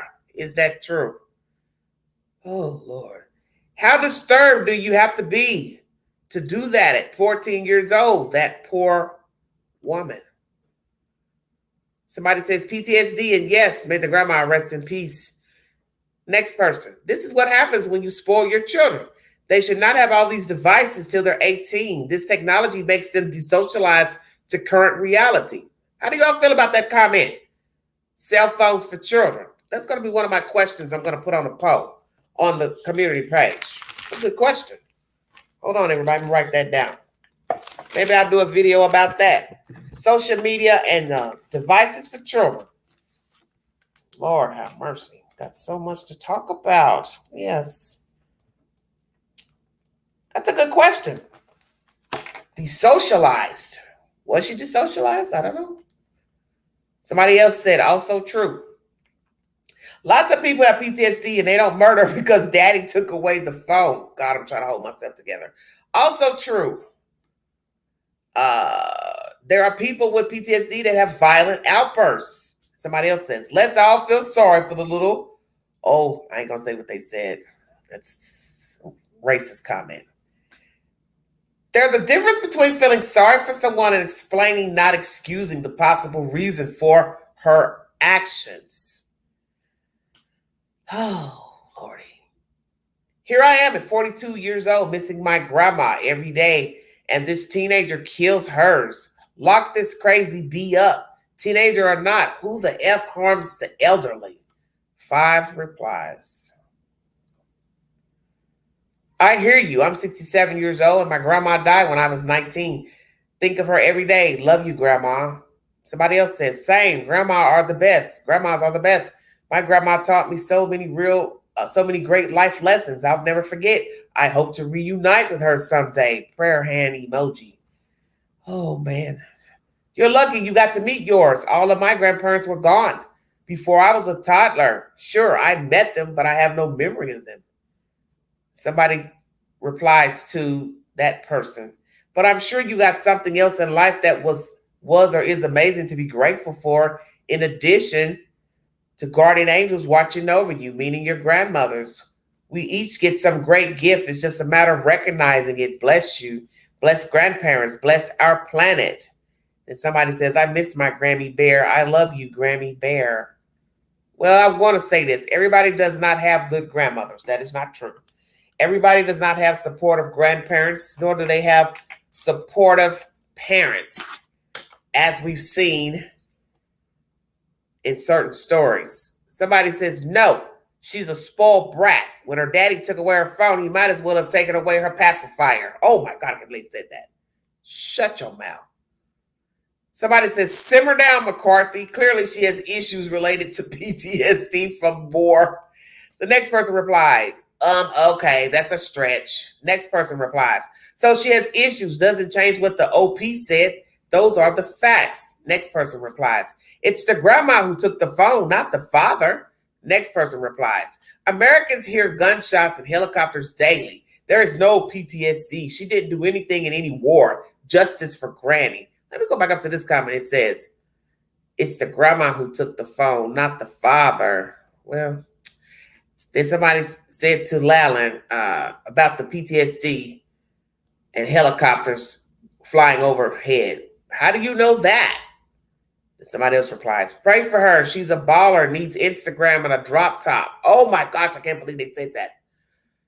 The next person replies, I mean, I think you hear more gunshots in Ukraine, but I guess it's the same in the U.S. Oh, Lord, and somebody keeps using racial stuff.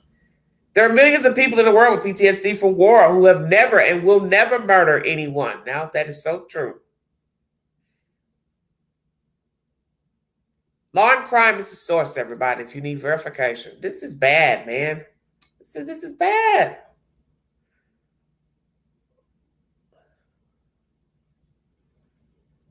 Bad, bad, bad, bad, bad.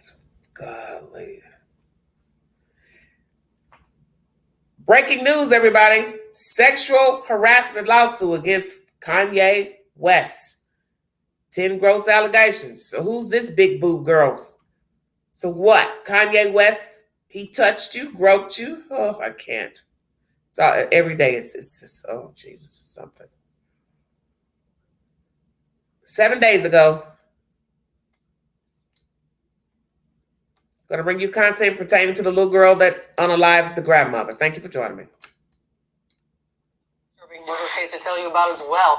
This time it's a 14-year-old girl accused of killing her grandmother in Lauderdale Lakes. Today, that teenager appearing in juvenile court. Local 10 News reporter Leanne Modahong is live with what happened during that hearing. Leanne. Well, just into our newsroom, we have a photo to show you. Let's get right to it. This is 14-year-old Sophia Koval, charged with second-degree murder in connection to the death of her own grandmother. There are still so many questions lingering, including what could possibly be the motive for such a crime. Today, this teenager was in court. 14-year-old Sophia Koval openly prayed in court as she waited for her case to be called. Sophia Koval. Her father also in court with help from a Ukrainian interpreter. The teen stands accused of second-degree murder for allegedly beating her grandmother to death. The crime allegedly happened last week inside a condo along the 4100 block of Northwest 41st Street in Lauderdale Lakes. Koval was allegedly left home with her grandmother, 79-year-old Yevgenia Koval. That night, police say the victim was found with multiple bruises on her body. She died from her injuries. Cell phone video shows the police response outside the condo complex around 12:30 a.m. on May 23rd. Female, not conscious, not breathing. An autopsy determined the victim's cause of death a homicide. The defendant's father and son of the victim says his mother was a sweet woman who never hesitated to help others. She's a very good girl, as far as I know. Neighbors described observing a normal relationship between grandmother and granddaughter. It's something out of character. She's been going through a lot because she wants her mom. She wanted her mom who's in the UK. She can't get over here. No warning signs of the alleged violence to come. Now she's going to be incarcerated. Where is her future? You know, and what has she done? And what was the reason that caused all of that to happen? Sofia Koval will remain in secure detention. Her next court hearing is set for the morning of June 12th.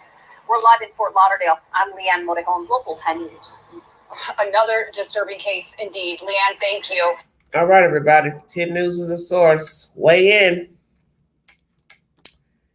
Jail or juvenile detention or deported. I'm going to put a poll up. Woo! Lord have mercy. This just goes on and on. On and on and on. Feel free to take the poll. Sofia Koval unalived her grandma.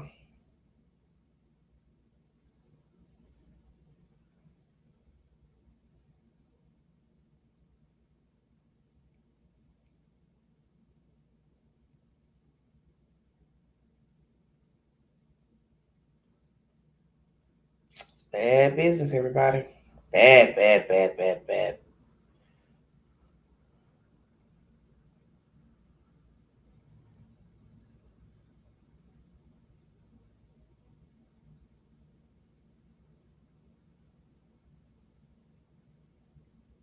Trying to type this out. So why did he take away her phone? What did she do? Bad behavior, talking back?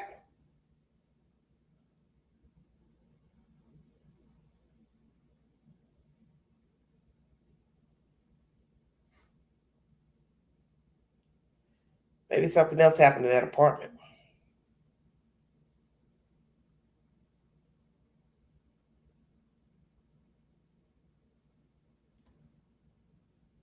Maybe she had problems before she got here.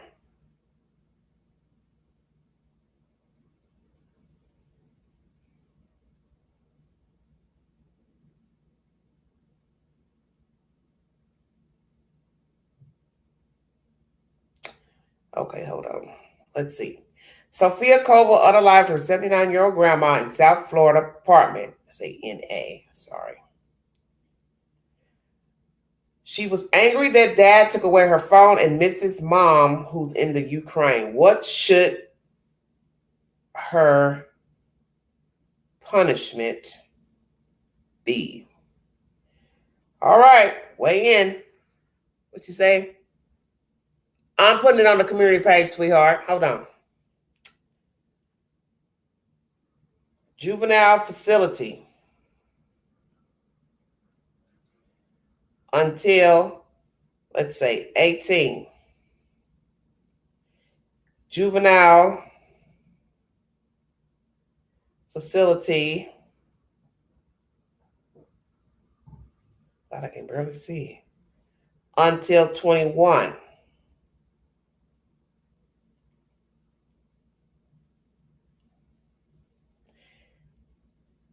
Or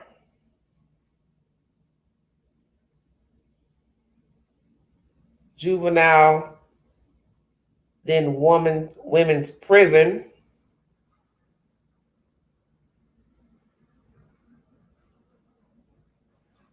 at 18 or 21.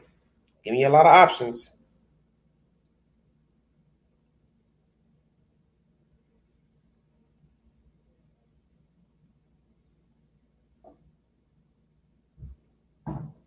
Send her back. That'll be the last one. Send her back to the Ukraine.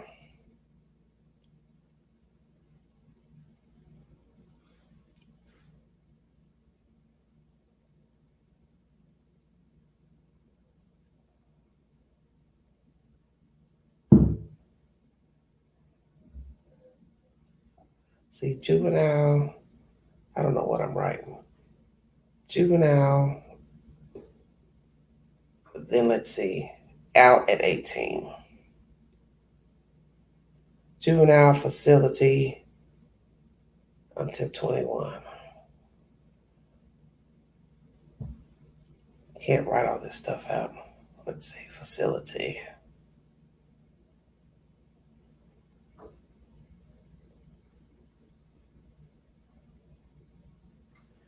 say juvenile facility until 18, juvenile facility until 21, juvenile, then women's prison at 18.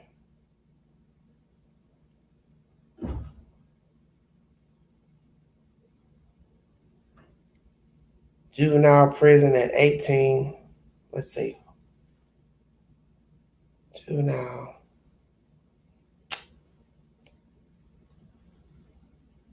Until 18 or 21. I can't think of what I'm saying.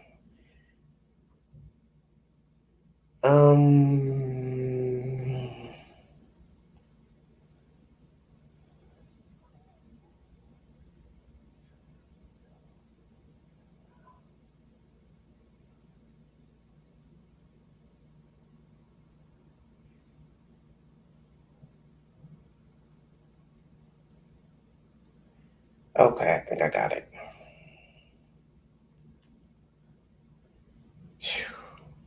Jesus, well.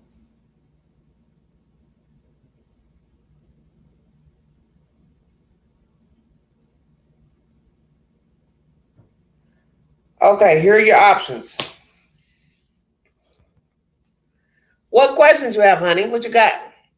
Okay, so she killed the grandmother. She beat her to death, okay? Grandmother had bruises on her when daddy got home. Where was daddy? Where did he go? Whose apartment is it? Or do all three live in the apartment? Because at the beginning of the Law and Crime, they said his home. So whose name is on the lease at that apartment? What was she doing exactly that the behavior problems? Because they're also claiming she had behavior problems. He was having problems out of her. So what was she doing exactly? They've been here for 8 months. So when did she start acting out? Did she have regular contact with her mother? What's going on with the mother? Why is the mother here? 1,000 questions. Here are your options. Juvenile facility until 18. Juvenile facility until 21. Juvenile until 18, then women's prison. Then women's prison. Juvenile until 21.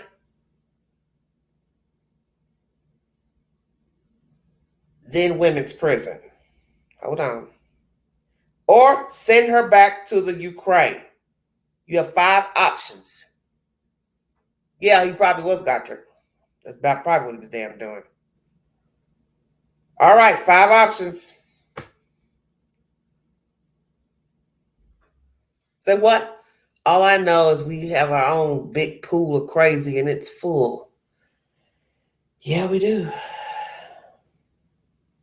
So you can go over there and take the poll. There was something else. Oh, I know what I wanted to put on the poll that I have not asked you all. This is probably tomorrow's live. Susan Smith is coming up for parole. Weigh in. Should she be paroled, everybody?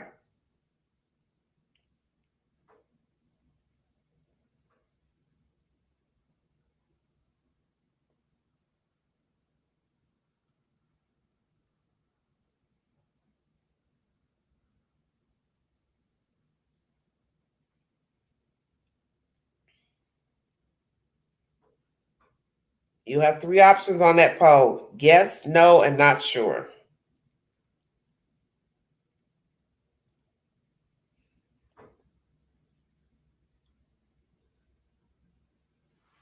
I would never put my hands on my grandma. My grandma was my whole world.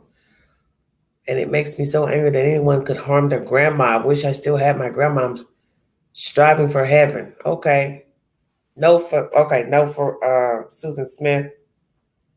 What do you all think the DNA test is going to say for Scott Peterson? Scott Peterson gets a chance to get the DNA in the case retested. I owe you a live stream for that. God, I got just so much to keep up with. I've got a lot of stuff to talk about.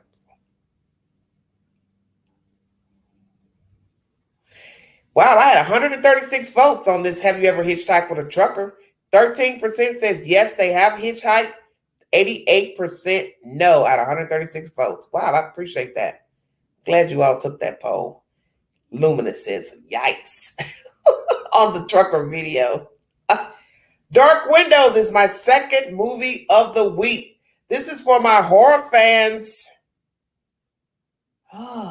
Let's play the trailer to this movie. Are any of you afraid of the dark? 2023 movie, everybody.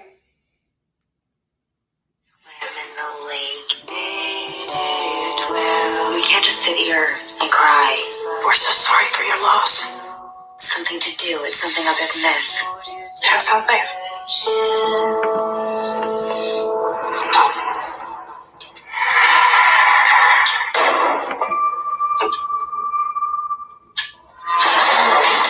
My internet's out. Do you have any service? Nope.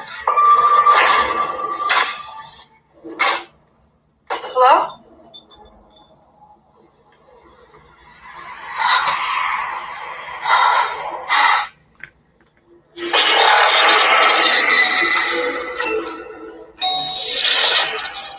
There's someone here.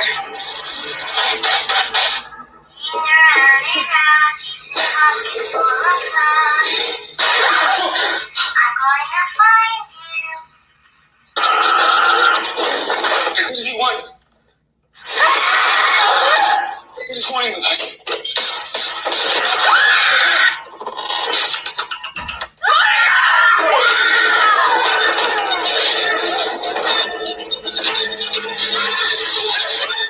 We're gonna make it through this. All of us.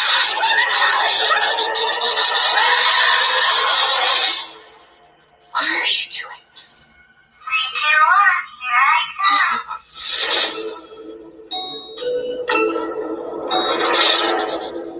I fell asleep on this movie. I woke up to it. Excuse me. I wasn't watching. I woke up to it. Dark Windows is the second movie of the week for my horror fans. Thank you so much for joining me. Earlier live was pertaining to a woman on TikTok claiming to have had 4 children, 1 miscarriage. She was gloating about it on social media, TikTok. That was one of my second live for the day. Please check out that information and also check out the pretty pictures of Queen with her pretty red hair. Yeah, she had to give him the business earlier. And then 17 hours ago, I brought you commentary pertaining to Seth Rogers. Is he still in love with Katie Proudfoot? 3 lives today. Thank you so much for your time. Let's see. I'm go back and find my my other movie I got for you all. Well, I thought I had it here.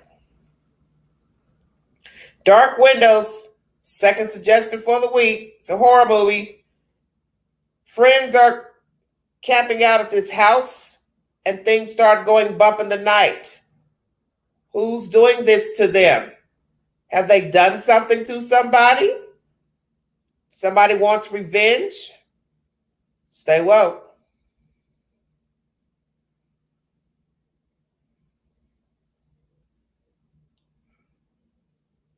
Hello, darling. Oh, you watching the TV? You got it hooked up? Oh, good.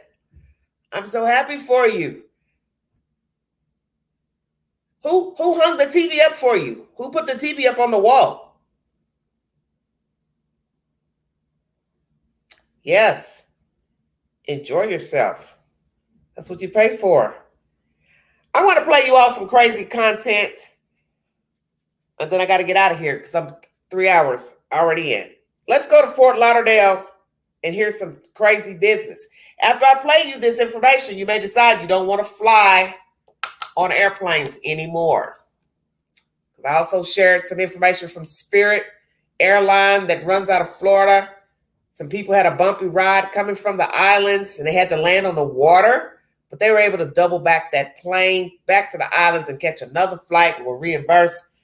But what I'm about to play to you is from the same airline, and they have some dirty business going on with people stealing your luggage from the airport. WPLG Local 10 News is the source. Thank you for joining me.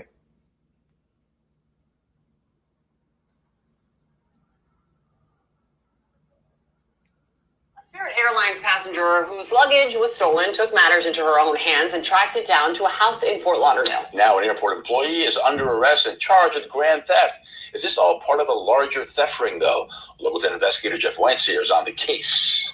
I need my computer because I go to university, so I need my computer, no matter what. Paola Garcia stood at Carousel 4 inside Terminal 4 at Fort Lauderdale Hollywood International, watching fellow passengers receive their luggage. And I've been waiting there for at least 2 hours. Garcia tells us she always carries on board her pink hard-shell suitcase. It fits in the overhead. But she says for some reason this time, Spirit employees forced her to check it.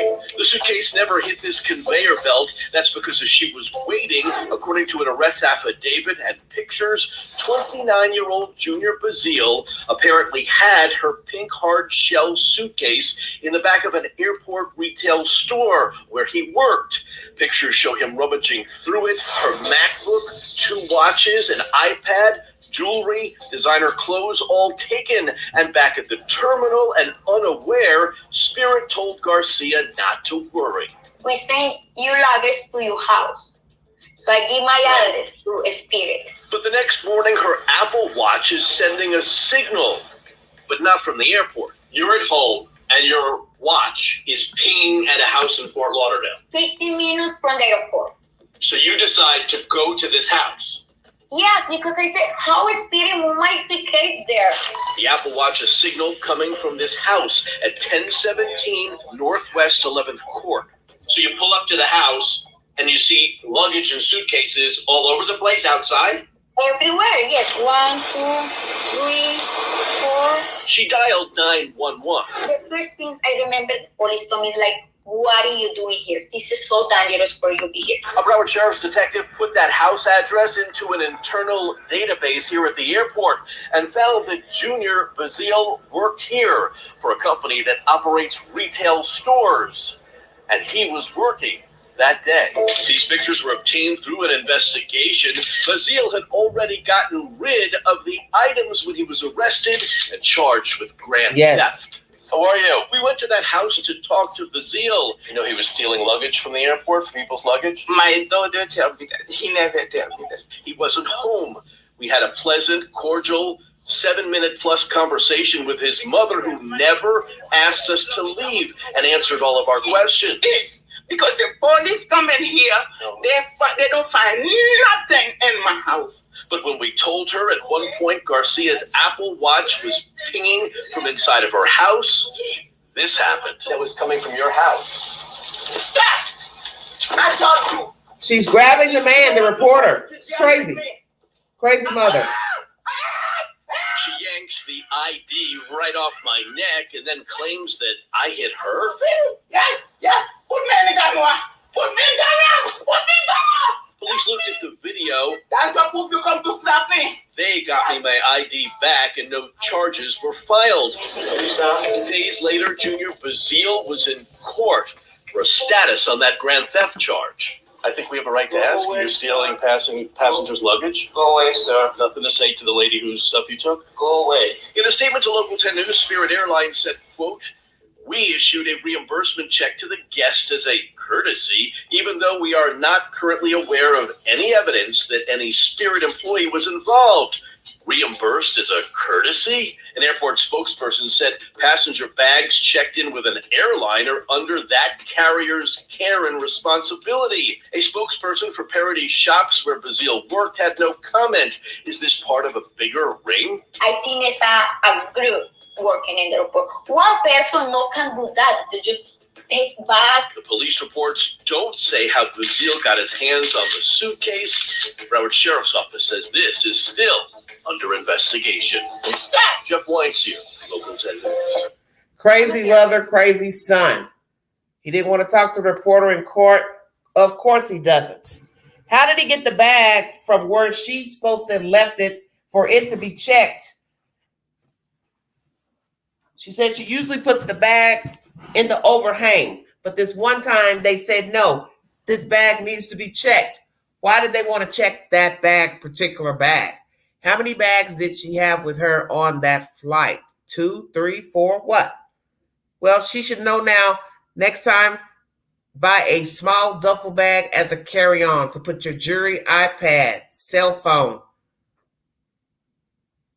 devices in. Never pack valuables in Your checked luggage, carry it on the plane.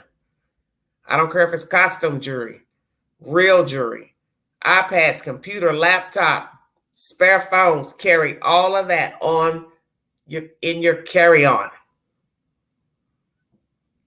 Okay. So far, the ones that I get free with T-Mobile. Okay, that sounds good. Now you're making me jealous, girl. Okay. Well, weigh in. Girl tracks her iPad and belongings to the house. Apple Watch. Luggage is scattered around the front lawn where he's been stealing people's luggage from the airport. Make it make sense. He works in a gift shop. How is he getting away with people's luggage out of the airport? How is he working to steal people's luggage when he is not airport staff? He works in a gift shop. Make it make sense, everybody. Because you're going in a designated area to steal the luggage, and they should have security in the airport. You're supposed to be working in a store. So why are you over in the luggage department stealing luggage and carrying it through the store to the back room and somehow out of the airport? This is BS. This story pisses me off. This is crazy. Absolutely crazy. Absolutely crazy. Too many eyes in the sky in an airport. How is it you have not noticed this guy stealing people's luggage, and he is not the baggage handler? He doesn't work at the front desk where you check in your luggage at the airline counter. Why did you all not take the luggage straight to the place that you're supposed to run it on the conveyor belt or whatever to get it to where it needs to go? This is bullshit. They show a picture of a few suitcases sitting by a glass wall. What are they there for? Props? This is bad. Somebody has to be taking it to him that works with the luggage. Exactly. It's somebody. But what are they getting out of it? Because you're not around when he goes through it. And he's not going to tell you, oh, yeah, I found an iPad, a gold watch, or this. He'll lie. Oh, I didn't find nothing in there. So the people in the airport need to be responsible. The airline company, Spirit, you are responsible. The staff who's handling the luggage, you're responsible. The store he works in, you're responsible because you have him on camera going through the fucking suitcase. It was in a big, super duper plastic bag. And they have a bullseye camera on him sitting at a chair at a table going through her luggage in the store. The luggage had no business making its way into the store. So that would lead you to wonder if he worked in the store by himself, because how is he getting the luggage from outside of the store into the store? You're supposed to be working in the store. What are you doing picking up luggage? Make it make sense. So that would lead you to believe that wherever this people coming to check the bags in, it must be close to the store. It's bad. This is real bad. And whoever those other luggages belong to, they have the right to sue as well. I'd sue them. Because this is ridiculous. People travel out of town. They want their luggage. They need their clothes, their belongings. Nobody wants to spend all this money to fly on airplanes to then have to buy clothes. Just imagine you got some nice luggage. God forbid if they had some Louis Vuitton bags, they definitely would have never got it, because he would have sure enough thought there was something good in those bags. Louis Vuitton or Gucci. Oh, they got some money. They got something valuable in these suitcases. This is why you don't put valuables in your suitcases. Don't ever put an iPad, computer, laptop, jewelry, phones in your checked bags. Do not carry it on the damn plane. Please. Save yourself the misery later. Carry all devices onto the plane. He is breaking them off something somehow. I guarantee you they would not keep helping. Yeah, because it doesn't make any sense. Because when you go in the airport, you got all types of little kiosks and stores in there. You know, popcorn stands, food stands, all of that. So just imagine you go to the place to buy a hot dog, hamburger. What is that person doing walking through the airport stealing luggage and carrying it back in the kitchen. It's the same thing. It's the same thing. You got the movie on? Okay, Barb's going to watch it. Chance, you're going to watch the movie? Because I'm going to watch it too when I come off this live. I'm going to get me a little bit of ice cream. And then I'm going to turn the movie on because I woke up on the ending. I'm not going to tell you all the movie, of course, because I only saw the ending. Because I had woke up about 3 this morning and it was on my TV playing when I woke up. And honey, I was up like a jackrabbit when I started hearing all that damn hollering and screaming. I thought, what the hell is going on here? So I turned it on. It's really good. And now that I've seen the trailer, oh, I can't wait to watch it. God, just let me fall asleep. Well, I've had a good time with you guys. 3 lives today. Whew, Jesus, I'm tired. We'll try to talk about Susan Smith tomorrow, if she should be paroled. Let me see if you all have voted. Oh, I love to fly. I love flying. I don't ever want to drive a car nowhere. 35 votes, just that quick. Everybody voted no. No yeses, no not sures. Can't believe that. All right. 22 people voted for the young girl, 14, that killed the grandmother. Sophia Coble unalived her 79-year-old grandma in South Florida apartment. She was angry. The dad took her phone and missed his mom, who's in the Ukraine. What should her punishment be? Juvenile facility until 18, 0%. Juvenile facility until 21, 0%. Juvenile until 18, then women's prison, 45%. Juvenile until 21, then women's prison, 23%. Send her back to the Ukraine, 32%. So most of you think she should stay in prison until 18 and then be sent to a women's prison here in the United States, 45%. Thank you all so much for joining me. This live stream is pertaining to truckers who unalive women. More than 850 murders are linked to long-haul truckers. News Nation is the source. I also paid a brief interview with the FBI agent who wrote the book. Dark Windows is my movie of the week, number 2 for your enjoyment, now free on Tubi. And I also have a number 1. Lord, I don't know what I did with it. So I got to find it. I also have a movie number. There's another movie I was watching on Tubi too that's really, really good. It's called, oh Lord, what is it called? Something Street. Hold on, let me go in here and look. Hold on, everybody. This will be for my mystery lovers. It's based on a true story. Hold on, gotta get the remote.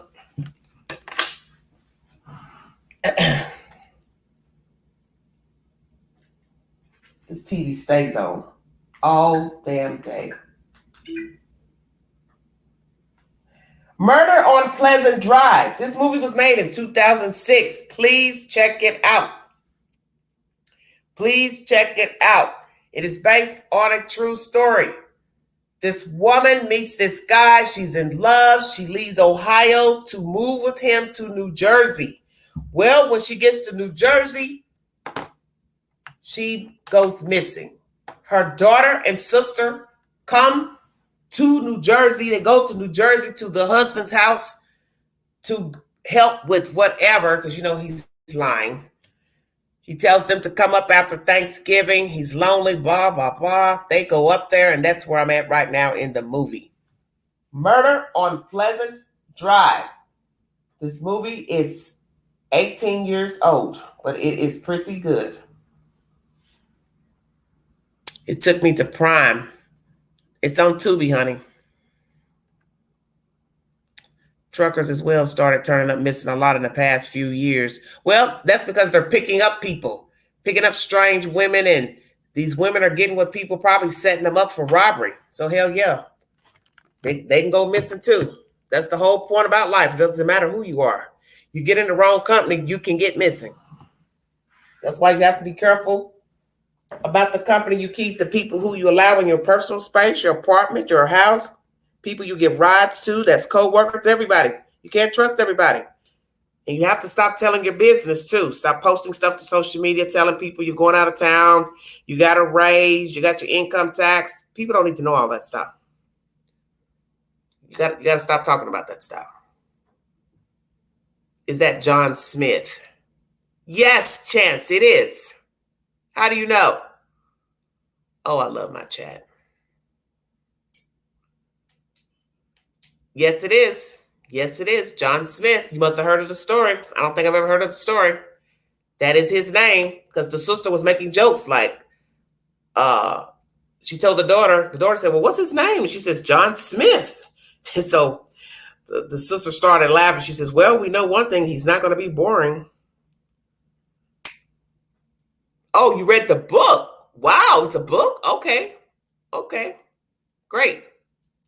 I may check it out. Wonder if they've got it on audio. They got it on audio. Oh, it's on Prime? Do you have to pay for it, Barb? Go to Tubi, honey. It's free. You don't have to pay for it. Prime, I think it charges. It's free. Everything on Tubi's free. Love you too, baby. Thank you. Yeah, you all want something good to watch tonight? Dark Windows is a horror movie of friends gathering at a house in the country, and things start going awry in the house. Somebody is hunting these kids. Who is it? Why? Boy, will you never guess at the end of the movie. Lord have mercy. It is a doozy. I woke up to it yesterday morning at 3 a.m. And let me tell you, Queen's eyes was wide awake. With all that damn screaming, I couldn't do nothing but wake up. But it's pretty good. So I'm going to turn it on once I shut this live down. So we've got Dark Windows and Murder on Pleasant Drive. I didn't put that one on the channel, but I think you all can remember that. Murder on Pleasant Drive. That's based on a true story. And then I had one I put up from Monday. So let me try to find that one. I put it up Monday or Tuesday. I think I put it up yesterday. Ooh, I had so many questions. Lord have mercy. Why somebody complaining? Oh my gosh. That's all they do is whine. Bunch of brats up here.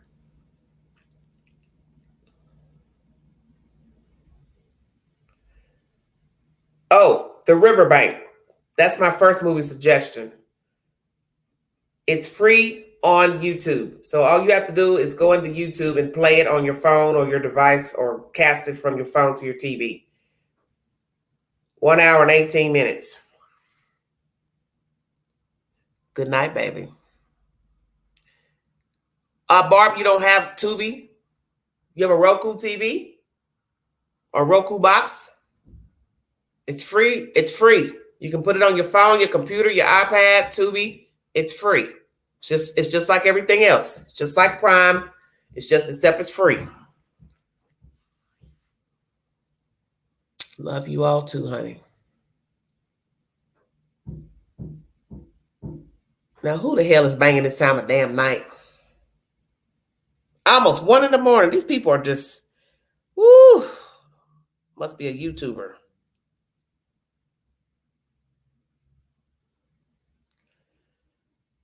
That Dark Windows. Even the trailer looks kind of spooky. 120,000 views 10 months ago. God, I know how to find some crazy movies. I'll be checking them out. You're welcome, honey.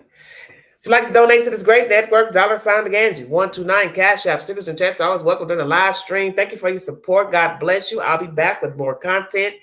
We're going to try to chop up this nonsense pertaining to Susan Smith. Should she be paroled? She's been prison a very long time, about 30 years. Susan Smith has been incarcerated for unaliving her 2 boys. A lot of things came out about Susan Smith and her having affairs and going from one guy to the other while she was married. We also learned of the scandal of her being involved with men, guards, or whomever in prison. I brought you that content last year. Just a lot of foolishness. I played that on my live stream last year pertaining to one of the guys that had, two guys had affairs with her while she was incarcerated. She's still incarcerated in a women's prison. I brought you that information. Oh, thank you, honey. I will. Thank you so much. And it's something I think is interesting about one of the guys that had sex with her. I think it was a guard. What I don't understand is South Carolina law, I believe it's South Carolina, they charged him for having sex. They called it abuse or something. And I thought, wow, really? Authority figure. Abuse of authority figure. Interesting, authority figure. I was kind of stunned that he would get that charge. And it messed up his life. Said the wife had to work, hold him down because he couldn't get a job. They lived in a small town. Naturally, you know, people gossip, word gets out. But they still lived in the same town, never moved, never went anywhere else to try to start over. I just found that interesting, that they never tried to move to get, you know, so he can get better work. I mean, you have people who have criminal records. They have good jobs. Hell, they become truckers. How about that? Ding, ding, ding. Just saying. I know people right now who drive for themselves and drove for trucking companies, and they are felons. They have criminal records, drug charges, all that, you know. So I don't understand why he didn't move to try to better his circumstances so he could take care of his wife. I don't think it's right for you to sit around and allow a woman to take care of you because you are the one that had sex with Susan or whatever you all did one time. It doesn't matter. You made that choice. You didn't have to do anything. I'm not going to sit here and put all the blame on her to make it seem like she's some femme fatale. You can get a woman anywhere. You didn't have to have sex with an inmate. That's a choice. That was a choice. All right, everybody, I'm out of here. Thank you for joining me. Have a wonderful week. I'll be back. If I see some more suggestions for movies, I usually only try to do one suggestion a week, and then sometimes I do one for the weekend. But these are movies that caught my eye today, so I decided to go ahead and share them with you. And I guess I'll try to find this Murder on Pleasant Drive for those who come in the queue YouTube channel later, and they might want to watch it. You all have a wonderful, wonderful morning. You have been listening to The Vault XL. Thank you.